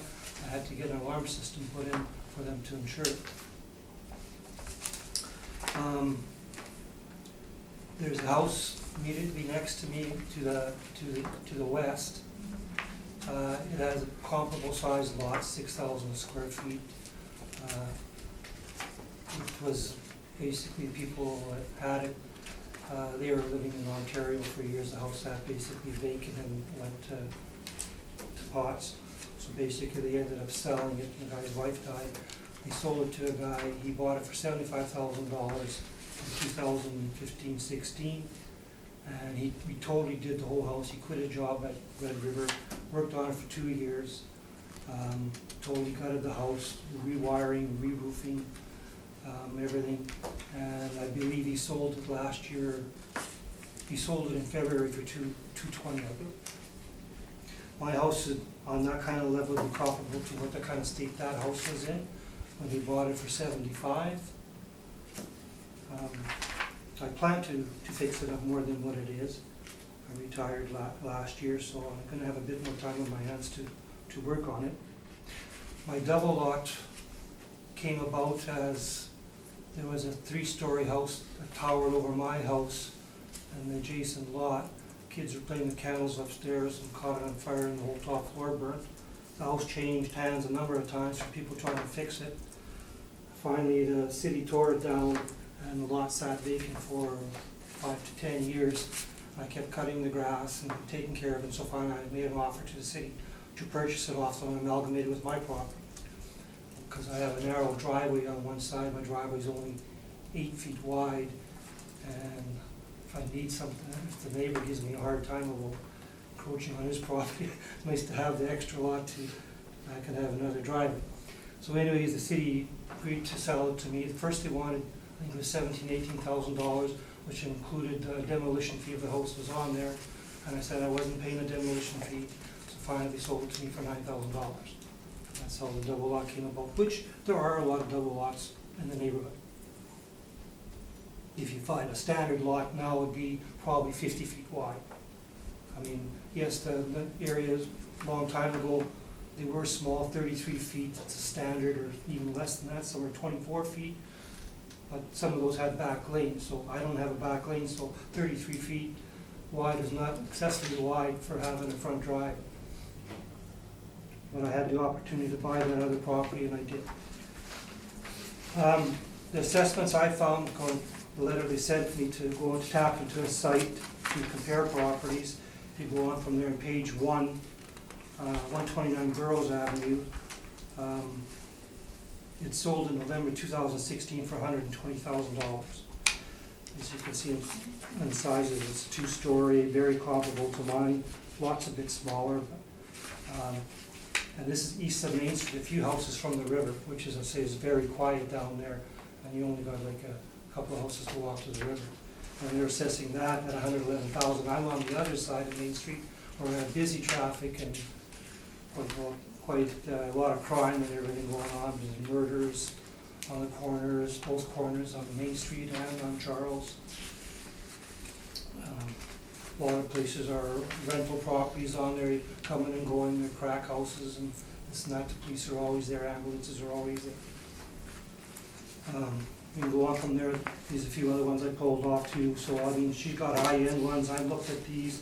These come up on the site. 177 Burroughs sold for $103,000 in August 2017. Now it's assessed at $220,000. Assessment of $104,000. Page 3, 439 Burroughs sold in December 2016, $125,000. Actually, it went down, I guess, $2,000, and it's 1,544 square feet, 2-story, comparable to mine. Detached garage, yes. 707 Burroughs, page 4. It sold in July 2016 for $122,000, and it's valued at $123,000 now, according to $220,000 assessment. Same thing, 1,612 square feet, 2-story, detached garage. These, the ones she gave on the thing here, I have no idea. These homes might have all been totally remodeled inside and done. My house originally came with 1 bathroom, which was upstairs. The people that owned it, they became handicapped, so we had to actually take half the kitchen out to make a bathroom down there, because that's where they lived and stuff, because they couldn't climb the stairs. Another example is page 6, 310 Alfred Avenue. It's a 2-story, 1,532 square feet. Sold in 2017 October for $74,000. It's now assessed at $85,000. Page number 7, 389 Alfred. It's roughly the same kind of stuff. 1,470 square feet, 2-story. Sold for $100,000 in 2016. Now it's assessed at $120,000. Okay, now I know, reading by the information I received from the assessment thing, it says you can't compare You call up homes on the internet and to compare them with what their values are, but just going by comparisons, the street north of me, back to my, because I don't have a back lane, so it has less traffic, it's at 1,352 square feet. It's valued at $86,000 compared to $220,000 assessment. Page 11, 266 Alfred. I had actually able to pull up the 2015, 2016 assessments, and they went from 43,500 to 53,300. If you turn the page over, it's now assessed at 220,000 assessment to $70,000.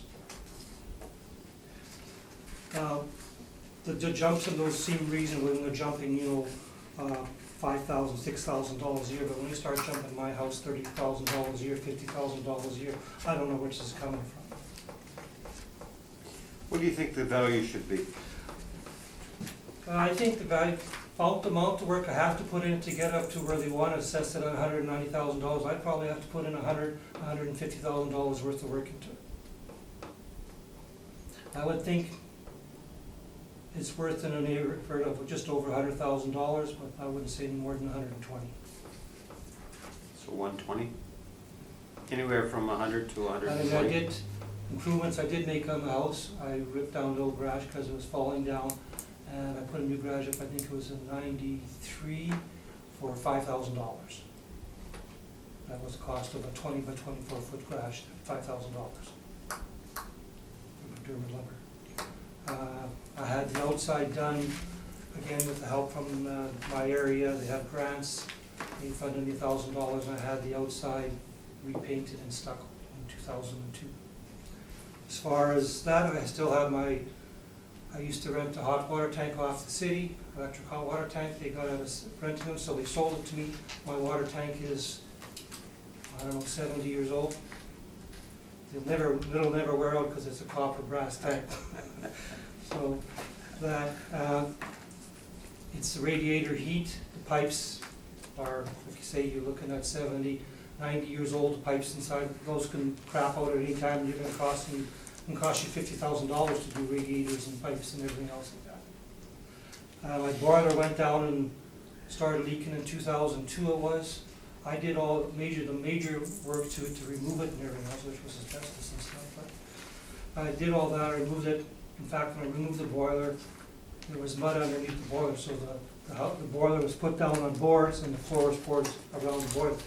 So I cemented that in, and I had another boiler put in for $2,000 from the plumber, which was fairly decent considering that would probably cost you about $15,000 to get a boiler put in. I didn't know whether I should go for a gas one or electric one. Electric was cheap then. Now electric's going up and gas is going down. As it says, but my house, the walls, there's no insulation in the walls, it's just a fiber board. If I'd sold it, they'd have to strip all that plaster and everything, of course, and you put up gyprock. And this is exactly what the guy did next door when he purchased that house. He tore the whole walls apart, insulated, and got rid of all the knob and tube wiring, got new panels put in and stuff like that. So that's why the house jumped from, we paid $75,000 to it, and he got an asking price of about $220,000. He wanted to keep that house and live there, but unfortunately I guess it's his mother or her mother got sick in Alberta and BC, and they didn't want to come here for them to take care of, so he had to sell the house and move to BC. Like I said, these houses, you can tell when you look at them, they've been done totally inside the time. Mine is not, it's not like that. So you're seeking the anywhere from 100 to 120? Yes. Okay, and that's your presentation? Yeah, and because I got all tons of things I pulled off the internet. Yeah, well, we'll look at those after, and Yeah, and like, it says you go to the other side of the river, which is nice. I'd love to be on the other side of the river, and they got homes going there for just $100,000. all right, I thank you. I says, It's nice to have a bigger lot, but I had to work to get that. We'll see if the assessor has any questions. Yes, I have a couple. What year did you purchase the lot beside you? I believe it was around 2000. Okay. And these, you realize that in your presentation area you have assessments and we don't compare assessments at all, so we can look at the sales. Did you provide a map to show in relation where they are to your house? No, I didn't pull up the map, but they're Okay. all close to Okay, areas. I have no further questions. Thank Ms. Stevens, questions? Yeah, I had the same question about the lots, the purchase of the lots, so you're saying 2,000? And have you, since your last assessment in, that was at 140,000, have you done any improvements to the home since then? No.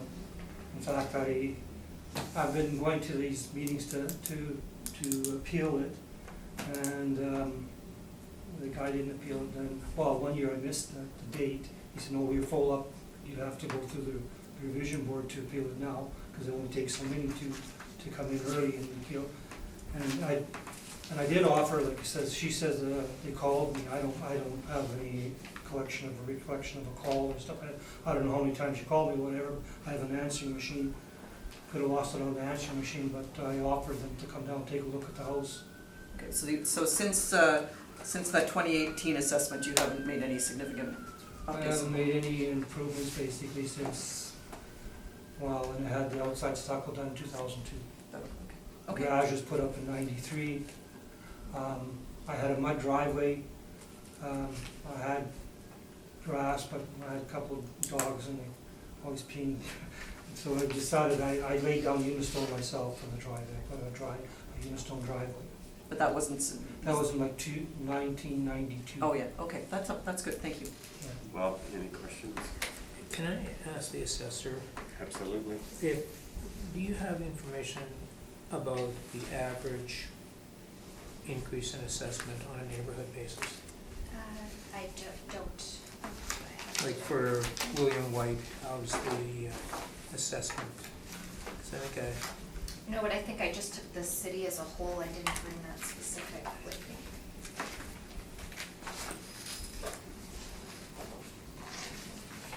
so you don't have it? No. Okay. I don't have any other questions. Somebody need on either party? No? Okay, leave it with us. Thank you for your presentation.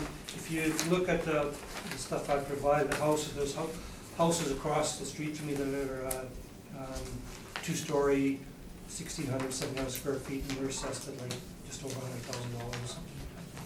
So I don't know, mine's, Leave it with us, and thank you for coming this afternoon. thank And you. results very shortly. Mr. Gold. Okay, number 13.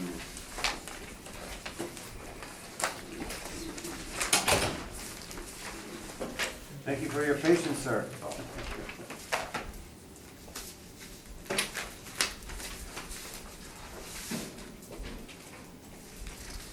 Did you want to swear in on the Bible? Could you please state your name? Michael Gold. And do you swear to tell the truth, the whole truth, and nothing but the truth, so help you God? Yes. Thank you. And give evidence. By packages. Perfect. So you're familiar with the routine, so. This is my first day. Oh, it's the first day, okay. What I usually do if I have a problem, I own 5 houses in this neighborhood, I call and they come out and take a look. This is totally new to me and some of this may not actually be relevant, but I didn't know until I got Okay, here. that's fine. Well, you sat there and learned. I have, I've learned a lot. I almost got a free Bible. All right, whenever you're ready, you can take us through the property. Okay, thank you, Mr. Chair. The subject property is located at 158 Battery Street. It has a parcel ID of 140105300000. It is in a neighborhood area of 303 Burroughs Central. It is a 1.5 story, a single dwelling with a year built of 1912 and the effective age of 1940. It has 983 square feet, a part basement with no finish, 1 full bathroom, and no garages. The lot size is 2,137 square feet. The comparables are also in 303 Burroughs. They are 1.5 stories like the subject property, single dwellings, Year built of 1905 to an effective age of 1942. They range in size from 762 square feet to 872 square feet, either a part basement or a full part area basement. One of the comps at 851 Pritchard, it has basement finish, the other three do not. They all have one bathroom. 937 Magnus does have central air conditioning, as 851 Pritchard does have a detached multi-car garage. The lot sizes range from 2,283 square feet to 3,547 square feet. The most land fluences are on 815 Aberdeen, which includes bus route, commercial club, recreation building, light traffic, and a school. The sales prices of the four comparables range from $100,000 to $118,000. The time adjusted sales prices range from $100,400 to $124,000. The time adjusted, or the price per square foot time adjusted, ranges from $115.14 to $162.73. The subject property at 158 Battery Street has a 2020 assessment roll of $112,000 with a total assessment per square foot of $113.94. Thank you. Thank you. Questions of the assessor? No. No? Ms. Stevens? No, thank you. Robert? No.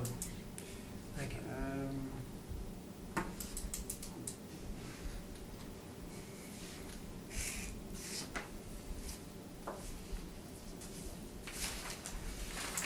The comparable number 2, why is that so high? According to, It Actually- sticks out like a sore thumb. That doesn't concern me. Okay. My presentation does not. Okay, okay. I don't care. about I just wanna hear what Yeah. the assessor has. according to the MLS, the listing did show that it had a new kitchen and a remodeled bathroom, Oh, so it's worth $50,000. I guess. Okay, all right, the floor is yours, sir. Okay. Like I said, I usually, if I have a problem with them, I have 4 rental houses in that neighborhood. I can spit on all of them from my house. And I purchased them all, and I have families living in them. And I'd like to think I'm a living neighborhood, which for all the prior people, it's a bad neighborhood, okay? So my house that I have brought, 158, I bought it in August 2018, which is obviously past your timeline, which I just learned today. But I paid my dime, I like to take my chances, and the reason I'm taking my chances is because the house next door, which is 160 Battery Street, in your package, there are 16 pictures. The first 7 are 158, they're all clearly marked on the front which house they are. And then the second bunch are 160, which is right next door, which the city sat on that house for 2 years as part of a tax sale. And they showed it many times, and it finally sold this year in July. The only proof I have of that for $90,000 to a man named Ken. The reason I know this is because I mow his lawn, because he hasn't done anything with the house yet, okay? So, my house, purchase price $60,000, virtually identical to the house beside it, except mine has no garage. As per the pictures, this one has a detached garage. 160 Battery, if you look on the back of your picture, is a corner lot, which is a much more sought-after lot on Pritchard and Battery there. Okay, sorry, are all these pictures your house, or The- that's what you're going through right now? The first 7 pictures are of 158 Battery Street, and the second pictures are of 160 Battery Street. Okay, so right now you're talking about 160? Yes, I'm talking about both of them. Okay, yeah, I just wanna make sure I'm looking at the right Yeah. pictures while Yeah, you're okay, speaking, they that's all all. say on the front of the picture, it'll go 1 to 7, Yeah, it'll say yeah, I got it 158 now. and Okay, 160. yeah. Okay, so I'm just describing the house next to it, which the city just sold for $90,000. Okay, virtually it's a larger house, it has a garage, it has a rear deck, it has a front porch, it has more rooms, it has a corner lot, it has 800 more square feet of land, 102, almost 200 more square foot of house. And, okay, they have in that house at 160 Battery, they have a cement basement. Mine is a dirt. I'd call it more of a crawl space rather than a basement because it's not usable. In the last couple of years that I've owned it, we've made it dry. We've got rid of the smell in the house.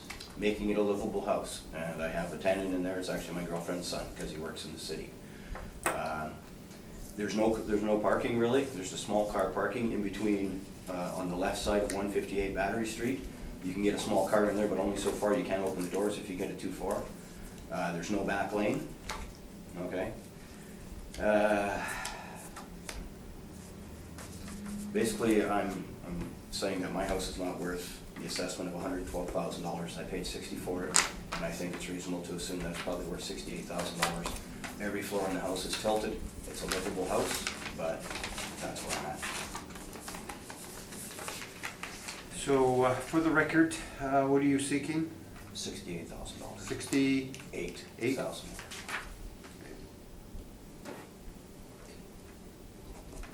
Any questions of the applicant? You live in the house? No, my girlfriend's son lives in the house. Okay, so I it's live a across the rental. street. I live across the street. Okay. Okay, and you don't have the listing for this house, right? This is just what you wrote down? 160 Yeah. or 150? 160? The city sold that. Oh, okay. The city did not list that through the real estate agent. They had 2 showings. And I went and asked them both times. I said, what do you guys want for this, $60,000, $70,000? And they didn't even talk to me. They wouldn't talk to me. The guy, all I have is a text message from the guy who owns it now. He said he paid $90,000 for it. He said they were asking $99,000. And I have no idea what he intends to do with the house. But it's been vacant since he bought it in July. I have no further questions. Thank you, Ms. Stevens. Sorry, you probably said this and I No just problem. missed it. Apologize. The house next door, when did that sale happen? July of this year. So that was July 2019, okay. Yeah. Sorry, I'm just looking at what you have here.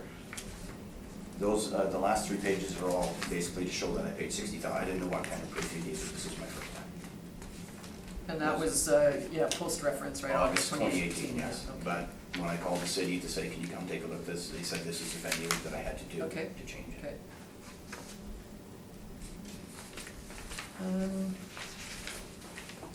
Okay, no, I think that's all I had, thank you. Bob? I think I've got what I need right now. I'm good, thank you. Okay.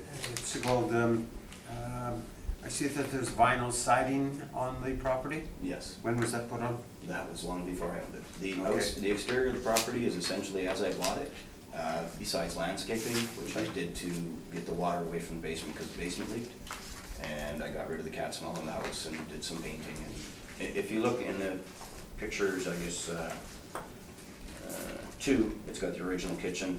I mean, the upstairs bedrooms, it's all paneling walls, the walls sagging, and most of the other ones are just at the crawl space pretty well, which is virtually unusable except for the water heater. I see that the basement is almost like mud.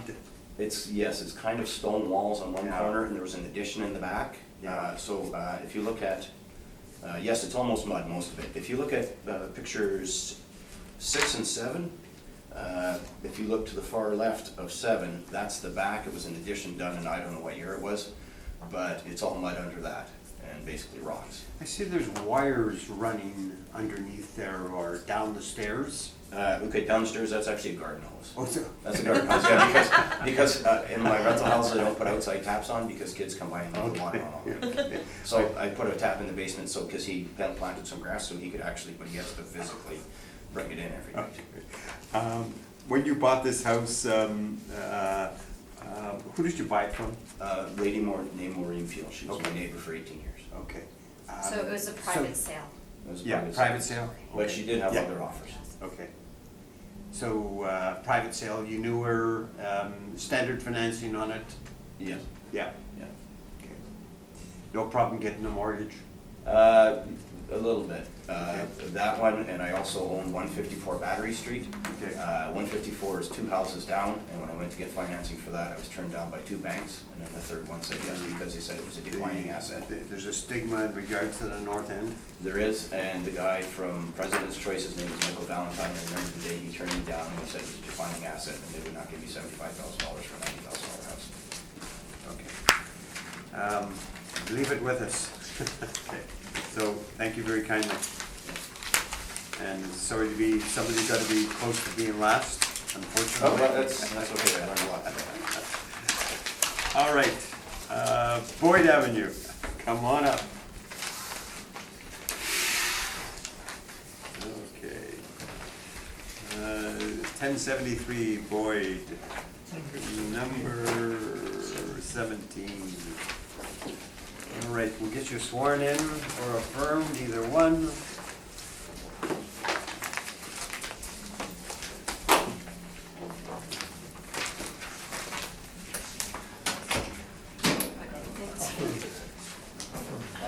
Could you please state your name?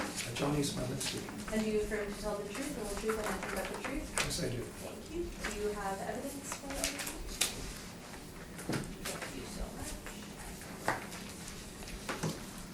Have you been here before? No. No? Okay, good.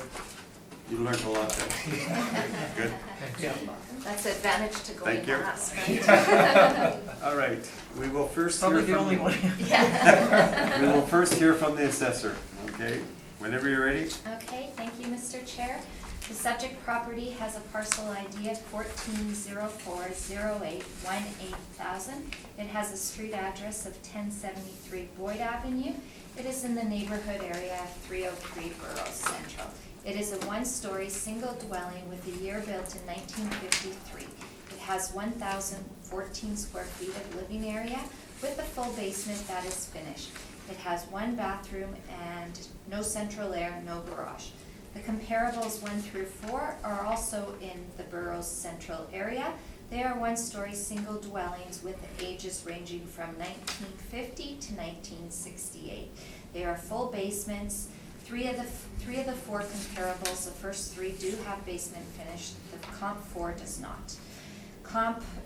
All of the comps actually do have some type of garage, whether it's a single garage with College and Magnus or a double detached garage, as in, oh, sorry, I got that wrong. The 3 have single detached garages, and 964 Manitoba Avenue does have a multi-garage. The subject property has a land size of 4,555 square feet, compared to the comparables, which range from 2,799 square feet to 6,221 square feet. There are no land influences on the subject property.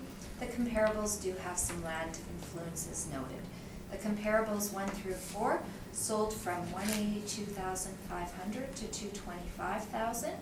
The time adjusted sale prices on those were $184,300 to $225,000, with a time adjusted sale price per square feet of $233.88 to $213.88.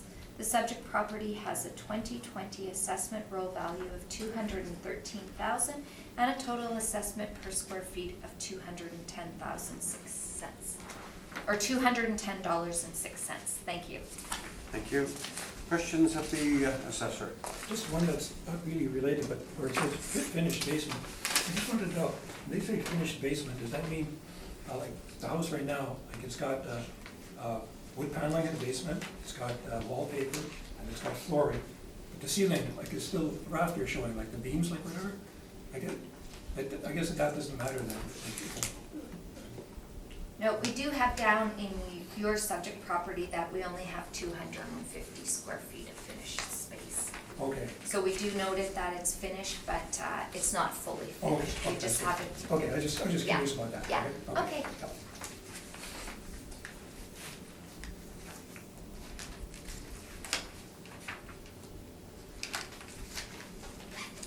Ms. Stevens? No, I don't think I have anything, thanks. I'm good. Bob? I'm good, thank you. Okay.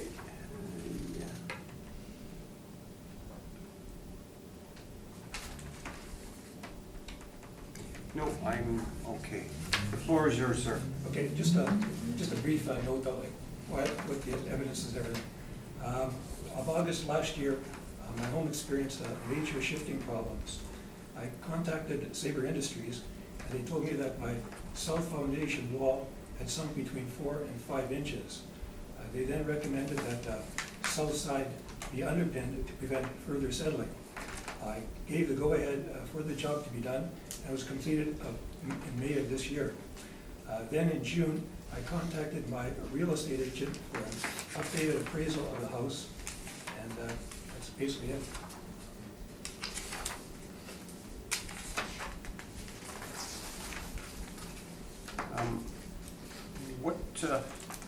What was the purpose of the appraisal report that you have here? Was it to find out what the market was like? Regarding the $213,000 assessment. Yeah. Okay. I did the appraisal because with the house, or now the house, like there's a definite incline to it. And it's like, I thought I'd get an appraisal because I don't think it's worth the 200, well, the assessed value of 213,000. Yeah. But I see here the date is June 19th, 2019, whereas the reference date is back in April 1st of 2018. So it's post-reference, but that's fine. You know, it's a purpose. Anyways, Kara, do you have any questions of the applicant?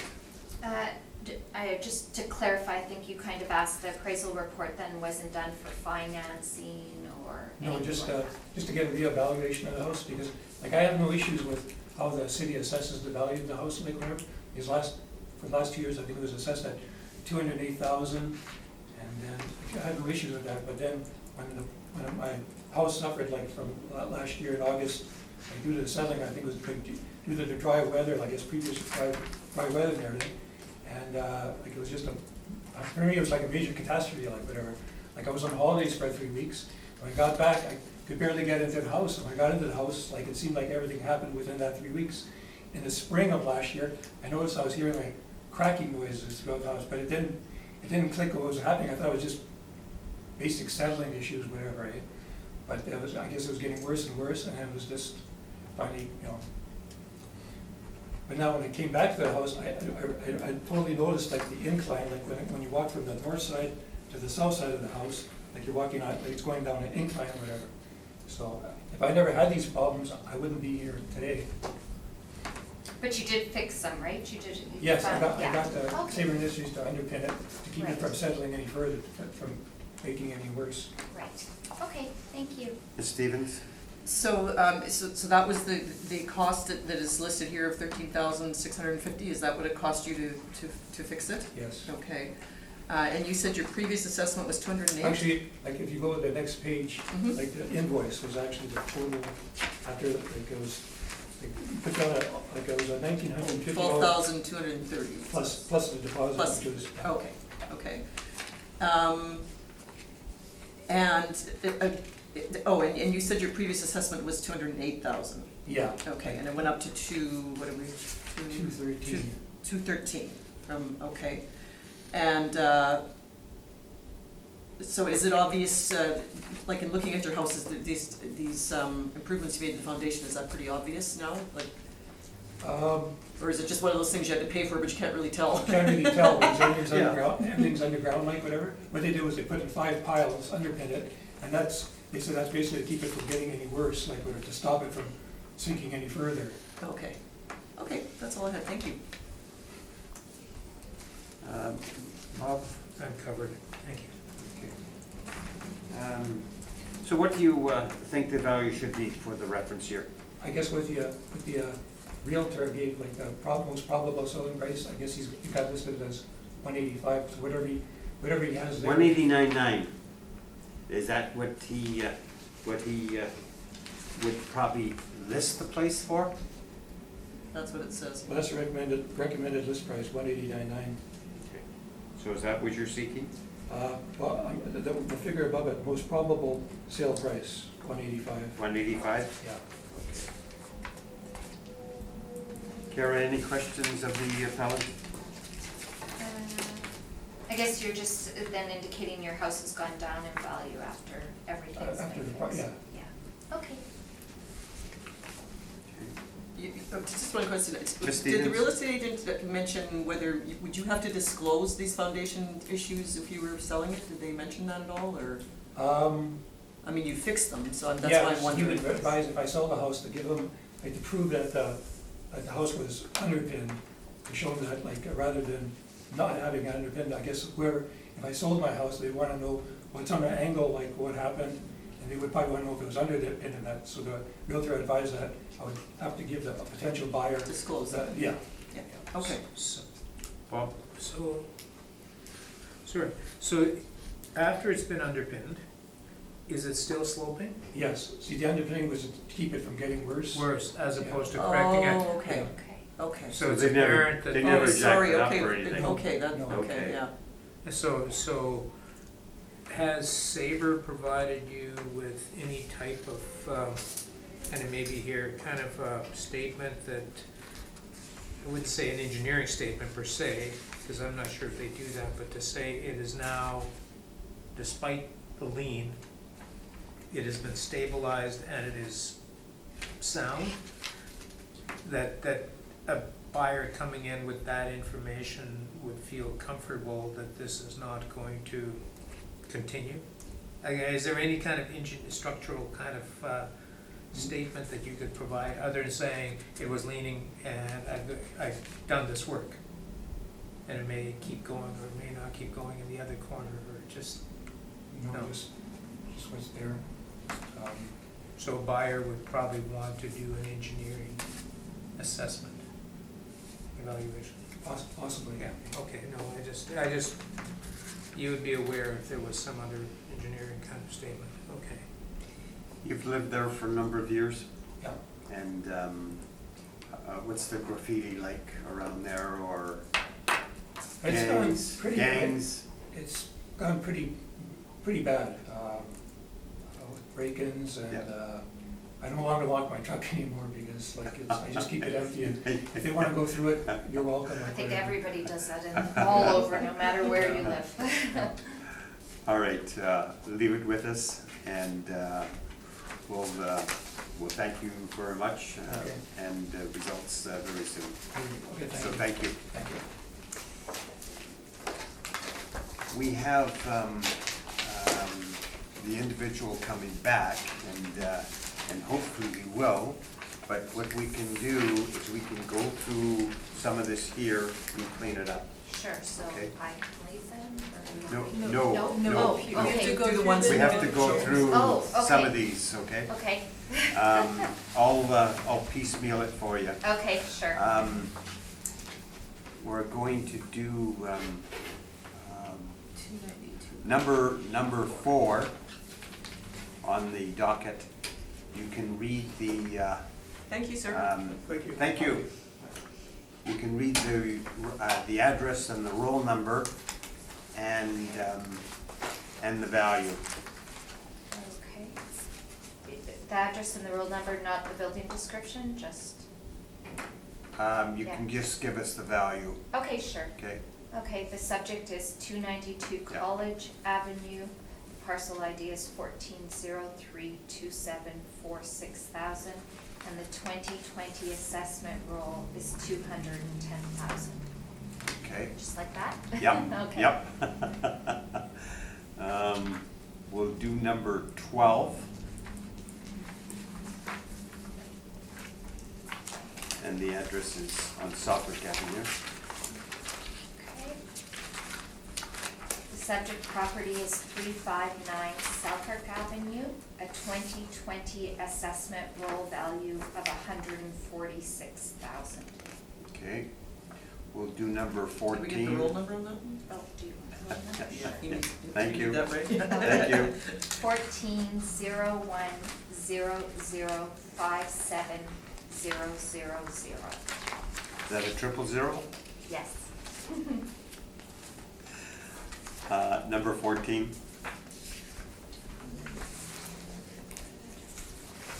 Okay, the subject property is 951 Redwood Avenue, a parcel ID of 1404060200.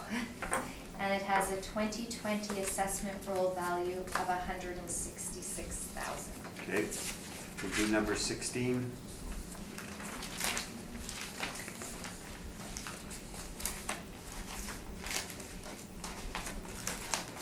The subject property is 888 Redwood Avenue, a parcel ID of 1404055000, a 2020 assessment roll value of 137,000.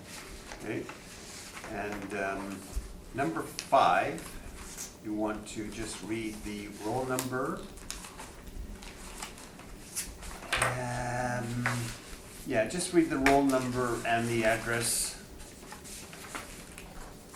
Okay, the roll number is 14060531100594 Bannerman Avenue. Okay, and that was adjourned. Yes. Okay, number 15. Oh, yeah, number 15. Same thing. 1403-0180000917 Burroughs Avenue. Okay, and that was adjourned. So we're going to take a 5-minute recess, and hopefully the individual will come back, and we'll give them a little bit of time. I don't seem to have that one.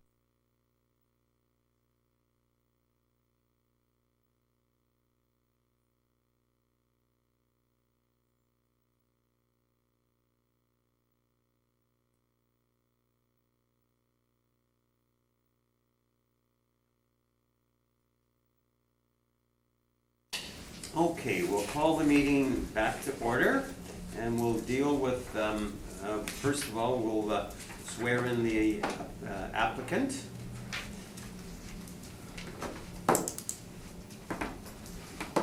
Would you like to swear in on the Bible, Usher? Could you please state your name? Da. First name Da, last name Lee, L.I. Do you affirm to tell the truth, the whole truth, and nothing but the truth? Yes. Do you have evidence? Yes. To this truth?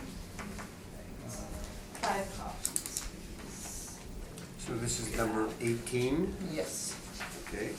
65 Kingswood Avenue. Yes. So we will, you're not familiar with the routine, so I'll tell you what's going on.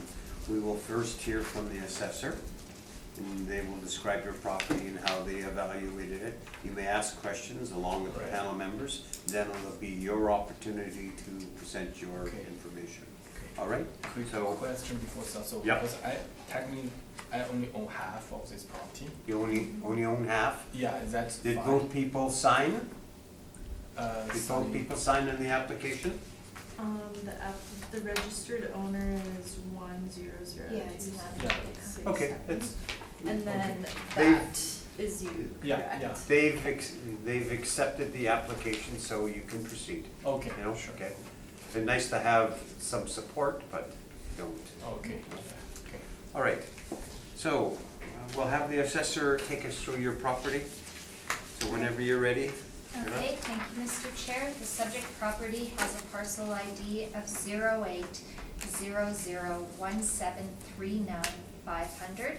It is a street address of 65 Kingswood Avenue, a neighborhood area of 516 Orness, is that how you pronounce it? Orness. It is a one-story, single dwelling with the year built of 1950. It has a living area of 690 square feet, a full basement that is finished. It has one full bath, one half bath, one shower, central air conditioning, and a detached multi-garage. Comparable 1 through 4 are also in the same neighborhood area. They are one-story dwellings with years built around 1939, all the way up to an effective age of 1990. The square footage of the comparables range in similar size from 624 square feet to 723 square feet. They all have full basements which are finished. Comparable 1 is similar with the bathrooms. Comparable 2, 3, and 4 just have one full bathroom.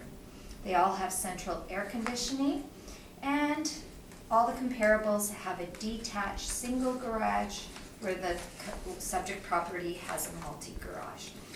The lot size of the subject property is 6,382 square feet with commercial adjacent and an internal corner. Comparable 1 through 4 range in size from the 5,000 range to 3,613 square feet with a back lane. The comparables 1 through 4 have a selling price of $218,000 to $290,000. A time-adjusted sale price of $223,900 to $297,800. The price per square foot is $358.81 to $411.89. The subject property has a 2020 assessment roll value of $239,000, which is a price per square foot of $346.38. The garage was just built in 2016. Thank you. Thank you. Questions of the assessor's presentation? Yes, manual definition of the finished basement, because when we purchased the property, the seller indicated it's unfinished. And I didn't take the picture because I didn't saw that it's gonna be an issue. So there's no ceiling and no carpeting. It's just like temporarily he put something on it before. But I will go through detail later, so we got flooding issue after we purchased. And he did not disclose on that document when he signed. Yeah, currently, the assessment department does have a basement finish of 470 square feet with the property exchanging hands, and if the basement finish is different, usually the owner contacts us and let us know that, and then we go out and inspect it. Okay, so, Okay? okay. So we can call you guys and to do the assessment? Yes. Okay, okay. Any more questions of the assessor? Yeah, so all the comparables like happened in 2016 and 17, but I think we're looking for the year in 2018, right? It's like we probably need to find like more, like recent sales happened to represent, because we know like in 2017, the real estate market is better in Winnipeg, and 2018 is not as good as 2017. The comparables, we are using a market value date. It does say on the top of the report up till April 1st, 2018. So it's from 2016 to 2018 is what the market value is. And I found these to be very good comps because they were all very close to the subject property. And that's why the sale that occurred in 2016 and 17, they do adjust to the market value of April 1st, 2018. So are those comparable, like houses has been renovated? Have renovated. The only one that was renovated according to the MLS was 67 Crystal Avenue, had a new kitchen, and it was fixed up with all white trim. Okay, but for the rest, we are unsure if they have been. 37 Sherwood had a new kitchen put in. Okay, but for the rest, we don't know if they have been renovated. or The not, other right? two, no.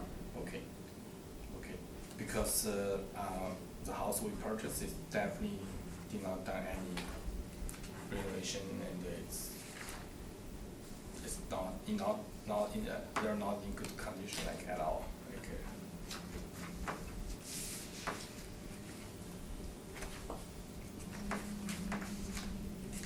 okay, I think that's all my questions regarding the assessment.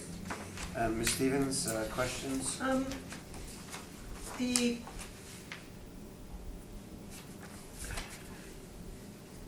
So the commercial adjacent there, do you know what that is? I'm sure the appellant can tell me that. I'm No, just- I don't. Because, I'm just wondering what's on the other side of the lane there. It is a fairly good-sized lot, I see, but compared to your comps, I guess a little bigger. Yeah, it looks like it's a strip mall on the other side. Yeah. Yeah. Okay, well, I can confirm that afterwards. I think that's all I had, thanks. Bob? I'm good, thank you. Okay. I just have a couple short little questions.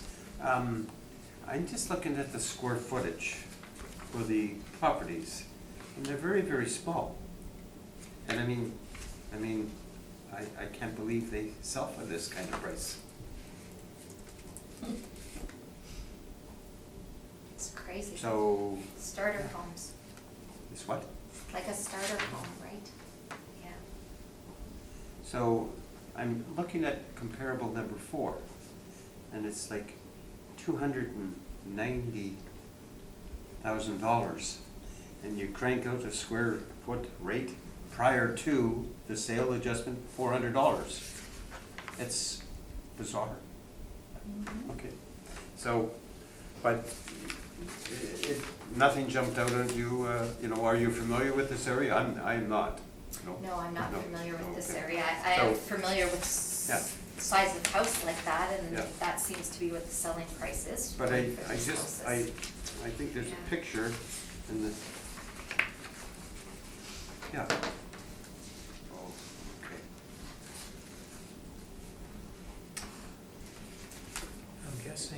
I'm guessing that's the co-op gas bar there, in the corner behind. Could be, okay. The floor is yours, sir. Okay, so I don't know which part where anything is I will provide the full story. So what happened, so this house was conditionally sold before we even start to looking for this opportunity.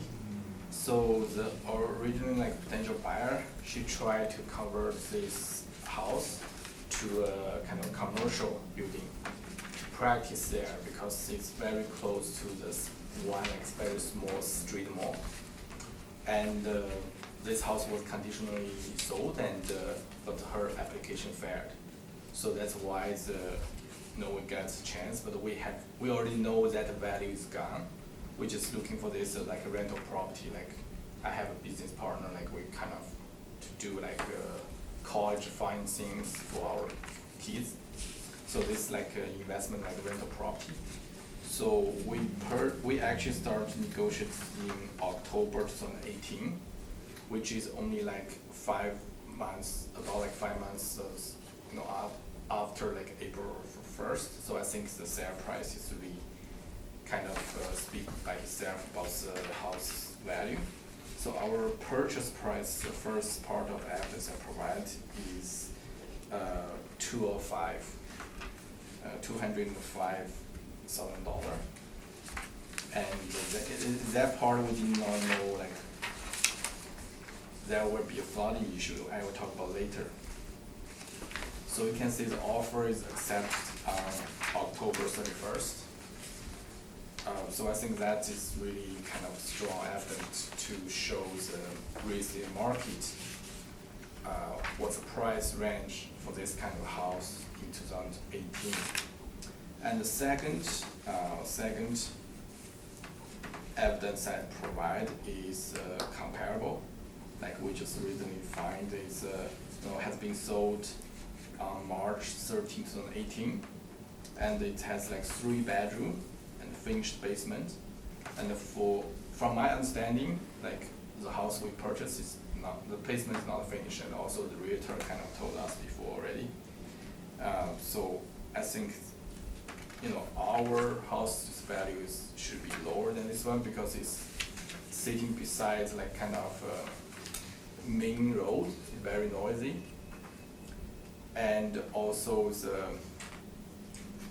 our previous the potential buyer before us, they already tried to rezoning whatever they failed, so that value is gone, right? So we are only looking for the house value, and also even the listing price of this house when we just start look at is 224 grand.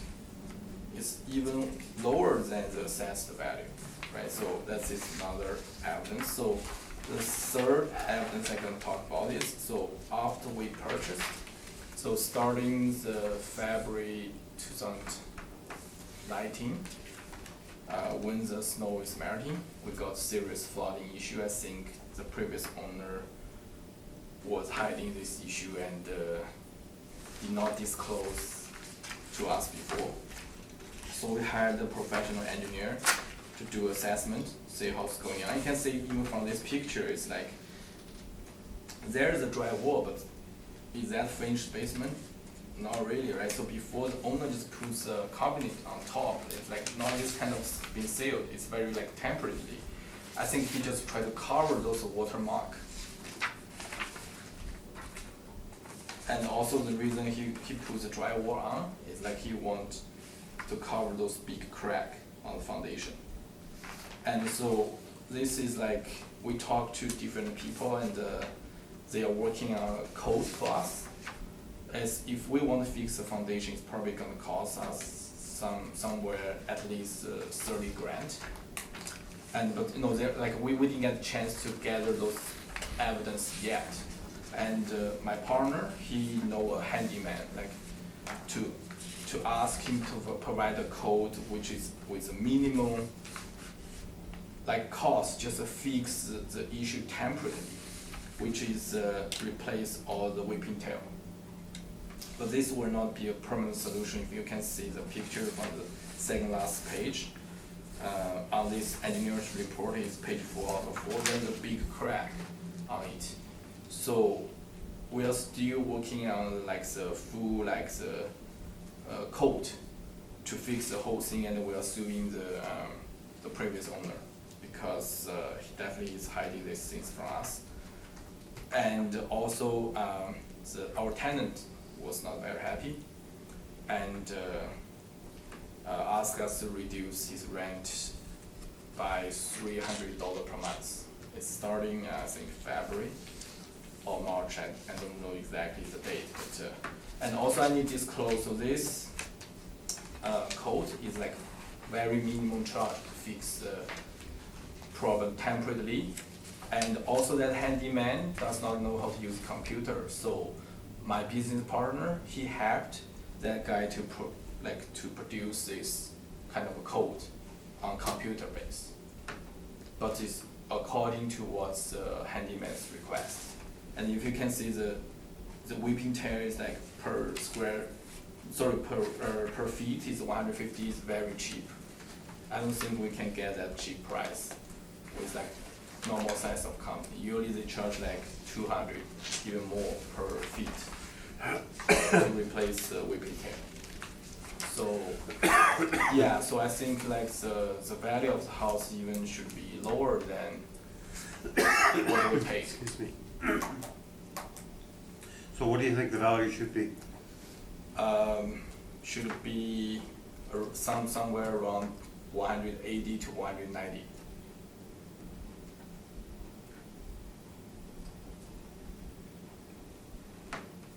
And that's your presentation? Yes, that is, sorry, I just want to add, it's based on the current code I have, because I talked to different engineers, they said it's, maybe cost you like 30 grand to fix that basement, but I don't have that evidence, so that's why it's my, like the value range I gave is not that low. All Yeah, right. that's all my presentation. Okay. Kara, questions? Yeah, just to confirm then, there is no basement finish in your house, correct? It's all been removed? That's why I asked the definition of the finished basement Okay, that so it has I'm been not removed. familiar with, right? So, like they have like half finished bathroom, yes, but there's no like ceiling, all ceiling is open, and all the electronic wire is not being sealed. And only that side is have a very nice dry water cover. I think that guy just tried to cover that big crack, like which I showed on the picture. And he put some carpet before, but it's like temporary one, not this kind of nice one. And I think that he just want to cover. Yeah, you don't have the MLS listing from your sale, do you, with the pictures? Not right now, but I can email you. No, later. that's okay. Yeah. And just, okay, so you were talking about foundation repair, but then you're also talking about weeping tile. So in order to repair the house right now, it's the weeping tile, and this is the estimate of 11,000? Is that correct? This is like a temporary solution for us to, to fix the issue and still rent it out. But if we want to fix it permanently, it's definitely cost more than that for sure. Okay, and you said you're suing the previous owner, is that correct? Yes, I'm suing. Okay, Yeah, that's what we are waiting for that, like additional code for to fix everything, because the company we talked said it's very complicated, this case. They don't know if they need to lift up the foundation to do something else, because that crack is really significant. okay, thank you. Okay. Thank you. Cynthia? This sale that you've provided, I think it appears to be in a different neighborhood. Do you know exactly where that is? I think it's south of there? Is the Morrow address? More, or Morrow? There's a Yeah. More. Yeah. Is it south of your home, or, that's where I'm thinking that street is. I'm just trying to get my, Yeah, Beyonce, I don't know, because this is my business partner. okay. I mean, I know Norbury's not far away, but it's not Yeah. the same neighborhood, yeah. Okay, just, okay, I think, oh, so now you said, so do you currently have a tenant in the house? Yes, Okay, and And- he want like $300 discount every month, because that, what's the current rent you're getting on the property? 1,000, 1,000. yeah. No, but before he's paying 1,300. Oh, okay, Right, like he's so you asking. did reduce it, okay. Yeah.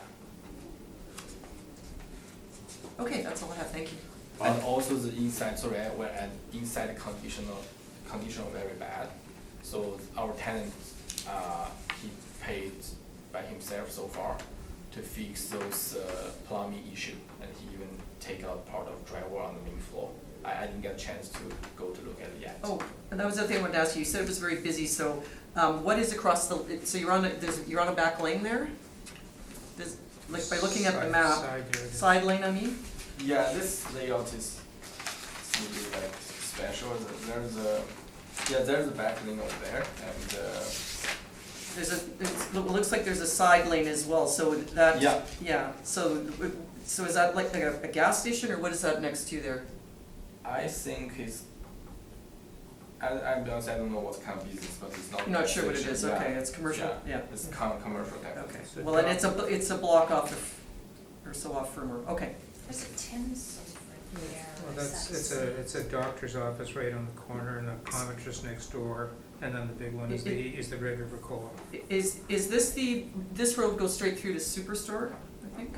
Yeah. Yeah, okay, now I know where it is, okay, thank you, yep, thanks. Well, No, I don't have any questions. I just have a couple of them. The sale that you brought in on Moore Avenue, is that similar to your property? Is that, like, I'm looking at the square footage, which is 716. So is that similar? Is that what your property looks like? According to my business partner, yes. I You haven't seen it? No, but he sees the picture. He's the realtor. He sees the picture, and he said Okay. this one is even renovated. So, yeah, so you're just the money man? Not money, kind of, not really. I'm an accountant, so. Yeah, okay. Do you buy rental properties? Yes. You buy them together? Yeah, we will buy together like half. Yeah. He's the realtor? Sorry? He's the realtor? No, we use different realtor. Okay, Yeah. okay. Yeah. But he's your business partner? Yes. So this is one property that you just bought? Do you buy a lot of them? No. No? But you have a few?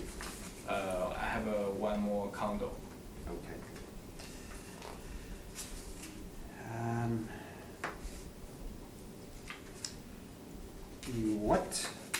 When you bought the property, what was it listed for?